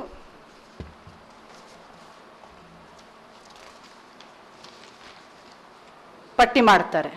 ಹೀಗೆ ಅವ್ರದ್ದೊಂದು ದೊಡ್ಡ ಪಟ್ಟಿಯನ್ನೇ ಕೊಡ್ತಾರೆ, ಯಾರು ವಿಶಿಷ್ಟಾದ್ವೈತ ತತ್ವವನ್ನು ತಮ್ಮ ಕೀರ್ತನೆಗಳಲ್ಲಿ ಹೇಳಿದವರು ಅಂತ. ಆ ಹೆಸರುಗಳು ತುಂಬ ಆಧುನಿಕ ಹೆಸರುಗಳು ಕೂಡ ಇವೆ. 20ನೇ ಶತಮಾನದ ಅಂತ್ಯದವರೆಗೂ ಕೂಡ ಬರುವ ಅನೇಕ ಕೀರ್ತನಕಾರರನ್ನು ಪಟ್ಟಿ ಮಾಡ್ತಾರೆ ಮತ್ತು ಅದರಲ್ಲಿ ಮಹಿಳೆಯರು ಕೂಡ ಇದ್ದಾರೆ. ಈಗ ಕೊನೆಯಲ್ಲಿ ಅವರು ಯಾವ ನಿಲುವಿಗೆ ಬರ್ತಾರೆ ಅಂದರೆ ದ್ವೈತ, ಅದ್ವೈತ, ವಿಶಿಷ್ಟ ಅದ್ವೈತ ತಾತ್ವಿಕತೆಗಳ ತ್ರಿವೇಣಿ ಸಂಗಮ ಈ ಕೀರ್ತನೆಗಳು ಅನ್ನೋ ನಿಲುವಿಗೆ ತಲುಪ್ತಾರೆ. ಹೀಗೆ ಕೊನೆಯಲ್ಲಿ ಹೇಳೋದಾದರೆ ಕೀರ್ತನ ಸಾಹಿತ್ಯವು ವೈದಿಕ ಸಾಹಿತ್ಯ ಎಂಬ ಪೂರ್ವಗ್ರಹ ಕಳಚಿಕೊಂಡಾಗ ಅದರ ಸಂಪಾದನೆಯ ತಾತ್ವಿಕ ಹರಹು ಕೂಡ ವಿಸ್ತಾರವಾಗ್ತದೆ. ಒಟ್ಟು ಸಮಾಜದ ನೈತಿಕತೆಯನ್ನು ರೂಪಿಸುವ ನಿಟ್ಟಿನಲ್ಲಿ ಸಮಾಜಮುಖಿಯೂ ಆದ ಕೀರ್ತನ ಸಾಹಿತ್ಯವು ಹರಿದಾಸ ಆಂದೋಲನದ ಭಾಗವಾಗಿ ಎಲ್ಲರನ್ನೂ ಒಳಗೊಂಡಿದ್ದು ಇತಿಹಾಸ. 19ನೇ ಶತಮಾನದಲ್ಲಿ ಇದರ ಚಲನೆ ಏನು ಅಂದರೆ ಬಣಜಿಗ ಅವರು ಹೆಸರಿಸ್ತಾರೆ. ಬಣಜಿಗ, ದೇವಾಂಗ, ಗೌಡ, ಗಾಣಿಗ, ನಾಯಕ, ಅಕ್ಕಸಾಲಿ, ದರ್ಜಿ, ಉಪ್ಪಾರ, ದಲಿತ ಹೀಗೆ ಎಲ್ಲ ಜಾತಿ ವರ್ಗಗಳಿಂದಲೂ ಕೀರ್ತನಕಾರರು ಕಂಡುಬಂದಿದ್ದಾರೆ. ಇನ್ನೊಂದಂದರೆ 19ನೇ ಶತಮಾನದಲ್ಲಿ ಬ್ರಾಹ್ಮಣ ವಿಧವೆಯರು ರಚಿಸಿರೋದು. ಇದು ಹರಪನಹಳ್ಳಿ ಭೀಮವ್ವ ಇರಬಹುದು, ಭೀಮೇಶ ಕೃಷ್ಣ ಅಂಕಿತದಲ್ಲಿ ಬರೀತಾ ಇರುವ ಭೀಮವ್ವ ಇರಬಹುದು, ಅಥವಾ ಇನ್ನೂ ಅನೇಕರಿರ್ಬೋದು. ಅನೇಕ ಮಹಿಳಾ ಕೀರ್ತನಕಾರ್ತಿಯರ ಪಟ್ಟಿಯನ್ನೇ ಕೊಡಲಾಗಿದೆ ಬೇರೆ ಬೇರೆ ಪುಸ್ತಕಗಳಲ್ಲಿ 19ನೇ ಶತಮಾನದ ವಿವರಗಳನ್ನು ಹೇಳುವಾಗ. ಇದರಲ್ಲಿ ಯಾಕೆ ಇಂಟ್ರೆಸ್ಟಿಂಗ್ ಅಂತ ಹೇಳ್ತೀನಿ ಅಂದರೆ ಬ್ರಾಹ್ಮಣ ವಿಧವೆಯರು ಅವರಿಗೆ ಇಡೀ ಲೋಕ ಬಾಗಿಲು ಮುಚ್ಚಿದಾಗ ಅವರು ತಮ್ಮ ಒಳಲೋಕಕ್ಕೆ ಕಣ್ಣು ತೆರೀತಾರೆ. ಅದು ಹೇಗೆ ಒಳಲೋಕಕ್ಕೆ ಕಣ್ಣು ತೆರೀತಾರೆ ಅಂದರೆ ಈ ಕೃಷ್ಣ ಭಕ್ತಿಯ ಮೂಲಕ, ಹರಿಭಕ್ತಿಗೆ ತಮ್ಮನ್ನು ತಾದಾತ್ಮ್ಯದಿಂದ ಒಪ್ಪಿಸಿಕೊಳ್ಳುವ ಮೂಲಕ. ಅದು ಬರೀ ಮುಗ್ಧತೆ ಇತ್ತು ಅಂತಿಲ್ಲ. ನಾವು ಹರಪನಹಳ್ಳಿ ಭೀಮವ್ವನ ರಚನೆಯನ್ನು ನೋಡುವಾಗ ಅಲ್ಲಿ ಚುರುಕಾದ ಸಂಭಾಷಣೆಗಳು, ಪುರಾಣವನ್ನೇ ಒಂದು ರೀತಿ ಬೇರೆ ನೆಲೆಯಲ್ಲಿ ನೋಡುವ ರಚನೆಗಳು, ಒಂದು ರೀತಿ ಆಧುನಿಕ ಮನಸ್ಥಿತಿಯಿಂದ ಬರೆದಂತಹ ಕೀರ್ತನಕಾರ್ತಿಯರು ಕೂಡ ಅಲ್ಲಿರೋದನ್ನು ನಾವು ನೋಡ್ತೀವಿ. ಹೀಗೆ ಕೀರ್ತನೆ ಮಹಿಳೆಯರ ಸಶಕ್ತಿಯ ಅಭಿವ್ಯಕ್ತಿ ಮಾಧ್ಯಮ ಕೂಡ ಆಗಿದೆ ಅಂತಂದರೆ ಭಜನೆಗಳ ರೂಪದಲ್ಲಿ ಅವರು ಇದನ್ನು ಪ್ರಯೋಗಿಸ್ತಾ ಇದ್ದದ್ದು. ಅವ್ರಿಗೆ ಗೊತ್ತಿದೆಯೋ ಇಲ್ವೋ, ಅದರ ತಾತ್ವಿಕತೆ ಬಗ್ಗೆ ಅವರು ತಲೆ ಕೆಡಿಸ್ಕೊಂಡಿದ್ದಾರೋ ಇಲ್ವೋ ಗೊತ್ತಿಲ್ಲ, ಆದರೆ ಅದು ಅವರನ್ನು ಬಿಡುಗಡೆಗೊಳಿಸುವಂತಹ ಮಾಧ್ಯಮ ಆಗಿತ್ತು. ಅವರಿಗೆ ಜ್ಞಾನವನ್ನು ತುಂಬಿದ ಮಾಧ್ಯಮ ಕೂಡ ಹೌದು. ಜ್ಞಾನ ಅನ್ನೋದು ಬರೀ ಆಧುನಿಕ ಶಿಕ್ಷಣದಿಂದಲೋ ಅಥವಾ ಗ್ರಂಥಸ್ಥ ಶಾಸ್ತ್ರೀಯ ಶಿಕ್ಷಣದಿಂದಲೋ ಸಿಗುತ್ತೆ ಅಂತಿಲ್ಲ. ಈ ಕೀರ್ತನ ಸಾಹಿತ್ಯ ಒಂದು ಬದುಕಿನ ವಿವೇಕವನ್ನು, ಜ್ಞಾನವನ್ನು ಏನು ಹೊತ್ತಿತ್ತಲ್ಲ, ಅದೊಂದು ದೊಡ್ಡ ಶಿಕ್ಷಣವಾಗಿ ಮತ್ತು ತಮ್ಮ ಹೃದಯದ ಅಭಿವ್ಯಕ್ತಿಯಾಗಿಯೂ ಅದು ಮಹಿಳೆಯರಿಗೂ ಕೂಡ ಒದಗಿತ್ತು. ತೀರಾ ಅಂಚಿನಲ್ಲಿದ್ದವರಿಗೂ ಕೂಡ ಅದು ಒದಗಿದ್ದನ್ನು ನೋಡ್ಬೋದು. ಇನ್ನು ಕೀರ್ತನೆಯ ಈ ನಿಟ್ಟಿನಲ್ಲಿ ಗಮನಿಸಿದರೆ ಇಡೀ ಕನ್ನಡ ಜನಸಮೂಹವನ್ನು ಒಂದು ತೆಕ್ಕೆಯಲ್ಲಿ ಕಟ್ಟಬಲ್ಲ ಅನುಭವ ಸಾಹಿತ್ಯದ ನೆಲೆಯಲ್ಲಿ ಕೀರ್ತನೆಗಳನ್ನು ಸಂಪಾದಿಸುವುದು ಅದರ ಚರಿತ್ರೆಯನ್ನು ಕಟ್ಟುವಾಗ ಸ್ವೀಕರಿಸಬೇಕಾದ ಪ್ರಮುಖ ತಾತ್ವಿಕತೆ. ಕೀರ್ತನೆಗಳ ರಾಚನಿಕ ದೃಷ್ಟಿಯಿಂದಲೂ ಬಂಧದ ಸಡಿಲಿಕೆ ಆಧುನಿಕ ಕೀರ್ತನಕಾರರಲ್ಲಿ ಕಾಣಿಸ್ತದೆ. ಪಲ್ಲವಿ, ಅನುಪಲ್ಲವಿ, ನುಡಿ ಸೂಚನೆ, ಪ್ರಾಸ, ಅಂಕಿತ ಈ 5 ಲಕ್ಷಣಗಳಲ್ಲಿ ಕೆಲವರು ಎಲ್ಲವನ್ನೂ ಉಳಿಸಿಕೊಂಡಿಲ್ಲ, ಆದರೆ ಅಂಕಿತವನ್ನು ಕಡ್ಡಾಯವಾಗಿ ನಮೂದಿಸ್ತಾರೆ. ಗ್ರಂಥ ಸಂಪಾದನೆ ಪ್ರಕಟಣೆಯ ಸಂದರ್ಭದಲ್ಲಿ ಕೀರ್ತನೆಯ ಲಕ್ಷಣಗಳನ್ನು ಒಳಗೊಂಡ ಹಾಡುಗಳನ್ನು ಕೀರ್ತನೆಗಳೆಂದೇ ಗ್ರಹಿಸಿ ಅದರ ಕರ್ತೃಗಳನ್ನು ಕೀರ್ತನಕಾರರೆಂದು ಗ್ರಹಿಸಲಾಗಿದೆ. ಅಂದರೆ ಇಲ್ಲಿ ಬಂಧ ಕೂಡ ರಿಜಿಡ್ ಆಗಿರದೆ ಶಾಸ್ತ್ರೀಯವಾಗಿ ಉಳಿಯದೆ ಅದು ಬಂಧ ಕೂಡ ಸ್ವಲ್ಪ ಸಡಿಲಿಕೆ ಆಗ್ತಾ ಬಂದಿದ್ದನ್ನು ನೋಡ್ಬೋದು. ಇದು ಜನಪರವಾದಾಗ ತೆಗೆದುಕೊಳ್ಳಬೇಕಾದ ಅನಿವಾರ್ಯವಾದ ಬದಲಾವಣೆ ಮತ್ತು ಸಹಜವಾದ ಬದಲಾವಣೆ, ಸ್ವೀಕಾರಾರ್ಹ ಬದಲಾವಣೆ ಕೂಡ ಅಂತ ಅನ್ನಿಸ್ತದೆ. ಕನ್ನಡ ಅನುಭಾವ ಸಾಹಿತ್ಯಕ್ಕೆ ವಚನ, ಸ್ವರವಚನ, ಕೀರ್ತನೆ, ಉಗಾಭೋಗ, ಸುಳಾದಿ, ಮುಂಡಿಗೆಗಳು, ತತ್ವಪದಗಳು ಎಲ್ಲವೂ ಸೇರಿ ವಿಶಿಷ್ಟ ಕೊಡುಗೆಗಳನ್ನು ನೀಡಿದೆ. ಅಂದರೆ ಒಂದರೊಳಗೆ ಒಂದು ಇವು ಹೇಗೆ ಬೆರ್ತಿವೆ ಅಂದರೆ ತತ್ವಪದಗಳ ಬೆಡಗು, ಗಹನತೆ, ಗೂಢತೆ ಇದನ್ನು ನಾವು ವಚನಕಾರರಲ್ಲೂ ನೋಡ್ತೀವಿ, ಅಥವಾ ವಚನಕಾರರ ಗೂಢತೆ ಅದನ್ನು ತತ್ವಪದಕಾರರಲ್ಲೂ ನೋಡ್ತೀವಿ. ಹಾಗೆ ಕೀರ್ತನೆಗಳಲ್ಲೂ ಕೂಡ ಕೆಲವೊಮ್ಮೆ ಇದು ಕಾಣಿಸ್ತದೆ, ಕೀರ್ತನೆಗಳಲ್ಲೂ ಅದು ಕಾಣ್ತದೆ. ಕೀರ್ತನೆಯ ಭಕ್ತಿ ತತ್ಪರತೆ ಅದನ್ನು ವಚನಕಾರರು ಮತ್ತು ತತ್ವಪದಕಾರರಲ್ಲೂ ನೋಡ್ತೀವಿ. ಹೀಗೆ ಕೀರ್ತನೆಗಳನ್ನು ಅನುಭವ ಸಾಹಿತ್ಯದ ಭಾಗವಾಗಿಯೂ ನೋಡಬಹುದು, ಒಟ್ಟಾರೆಯಾದ ಅನುಭವ ಸಾಹಿತ್ಯದ ಭಾಗವಾಗಿಯೂ ನೋಡಬಹುದು. ನಿರ್ದಿಷ್ಟ ತಾತ್ವಿಕತೆಯ ಅಭಿವ್ಯಕ್ತಿಯಾಗಿಯೂ ಸೂಕ್ಷ್ಮವಾದ ಅಧ್ಯಯನಗಳ ಹಿನ್ನೆಲೆಯಲ್ಲಿ ನೋಡ್ಬೋದು. ದ್ವೈತ, ಅದ್ವೈತ, ವಿಶಿಷ್ಟಾದ್ವೈತ ಈ ಹಿನ್ನೆಲೆಯಲ್ಲಿಯೂ ಸೂಕ್ಷ್ಮ ಅಧ್ಯಯನ ಮಾಡಬೇಕು ಅನ್ನುವಾಗ ಮಾಡ್ಬೋದು, ಅಥವಾ ಒಟ್ಟಾರೆಯಾಗಿ ಅದು ಅನುಭವ ಸಾಹಿತ್ಯದ ಭಾಗವಾಗಿಯೂ ನೋಡ್ಬೋದು. ಅದನ್ನು ನಾನು ಹೀಗೆ ಹೇಳಿ ಕೊನೆ ಮಾಡ್ತೀನಿ. ನಿರ್ದಿಷ್ಟ ತಾತ್ವಿಕತೆಯ ಅಭಿವ್ಯಕ್ತಿಯಾಗಿಯೂ ಎರಡೂ ವಿಧದಲ್ಲಿಯೂ ಅಧ್ಯಯನ ಮಾಡಬಹುದಾದ ಸಾಧ್ಯತೆಯನ್ನು ಈ ಲೇಖನ ಗ್ರಹಿಸಿದೆ. ಧಾರ್ಮಿಕ ಅನನ್ಯತೆಯಲ್ಲಿ ಹರಿಯುತ್ತಲೇ ಅನುಭವದ ಸಮಗ್ರತೆಯಲ್ಲಿ ಸಂಗಮಿಸುವ ಈ ವಿಶಿಷ್ಟ ಗೇಯ ಪ್ರಕಾರವು ಸಮಗ್ರವಾಗಿ ಸಂಕಲಿತವಾಗಿ ಸೂಕ್ಷ್ಮ ತಾತ್ವಿಕ ಅಧ್ಯಯನಗಳಿಗೆ ತೆರೆದುಕೊಳ್ಳಬೇಕಿದೆ. ಇನ್ನೂ ಇದು ಸಮಗ್ರವಾಗಿ ಬೇರೆ ಬೇರೆ ನಿಟ್ಟಿನಲ್ಲಿ ಸಂಪಾದಿತವಾಗಿದೆ. ಸಮಗ್ರವಾಗಿ 20ನೇ ಶತಮಾನದವರೆಗೂ ಇದು ಸಮಗ್ರವಾಗಿ ಸಂಪಾದನೆಗೊಳ್ಳೋದ್ರ ಜೊತೆಗೆ ಇನ್ನೂ ಸೂಕ್ಷ್ಮವಾದ ಅಧ್ಯಯನಗಳಿಗೆ ಅವಕಾಶ ಇದೆ ಇಲ್ಲಿ ಅಂತ. ಇನ್ನಷ್ಟು ನೋಡ್ತಾ ಹೋದಾಗೆ ಇನ್ನಷ್ಟು ಸೂಕ್ಷ್ಮವಾದ ಧಾರೆಗಳು ಇದರಲ್ಲಿ ಏನೇನು ಬೆರೆತಿದೆ ಸಾಂಸ್ಕೃತಿಕವಾಗಿ ಅನ್ನೋದನ್ನು ಹೆಕ್ಕಿ ತೆಗೆಯುವ ಅವಕಾಶಗಳು ಇದೆ ಅಂತ ನನಗೆ ಅನ್ನಿಸ್ತದೆ. ಇಷ್ಟು ವಿಚಾರಗಳನ್ನು ಹಂಚಿಕೊಳ್ಳೋದಕ್ಕೆ ನನಗೆ ಅನುವು ಮಾಡಿಕೊಟ್ಟ ದುರ್ಗಾದಾಸ್ ಸರ್ ಮತ್ತು SVP ಕನ್ನಡ ಅಧ್ಯಯನ ಸಂಸ್ಥೆ ಮಂಗಳೂರು ಇದಕ್ಕೆ ನಾನು ಧನ್ಯವಾದವನ್ನು ಸಮರ್ಪಿಸ್ತೇನೆ. ಧನ್ಯವಾದ.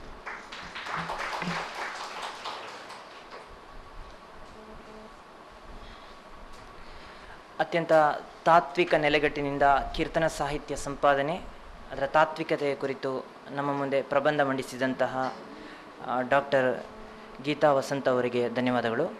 ಈಗ ಸಂವಾದಕ್ಕೆ ಮುಕ್ತವಾದಂತಹ ಅವಕಾಶವನ್ನು ಕಲ್ಪಿಸ್ತಾ ಇದ್ದೀವಿ. ಆದಷ್ಟು ಎಲ್ಲ ವಿದ್ಯಾರ್ಥಿಗಳು ಸಹ ಮತ್ತು ಸಂಶೋಧನಾರ್ಥಿಗಳು ಸಂವಾದದಲ್ಲಿ ಸಕ್ರಿಯವಾಗಿ ಭಾಗವಹಿಸಬೇಕಾಗಿ ವಿನಂತಿಸ್ಕೊಳ್ತಾ ಇದ್ದೀನಿ. ಎಲ್ಲರೂ ಸಹ ತಮ್ಮ ಅಭಿಪ್ರಾಯಗಳನ್ನು, ಚಿಂತನಧಾರೆಗಳನ್ನು ಇಲ್ಲಿ ಹಂಚ್ಕೋಬಹುದು.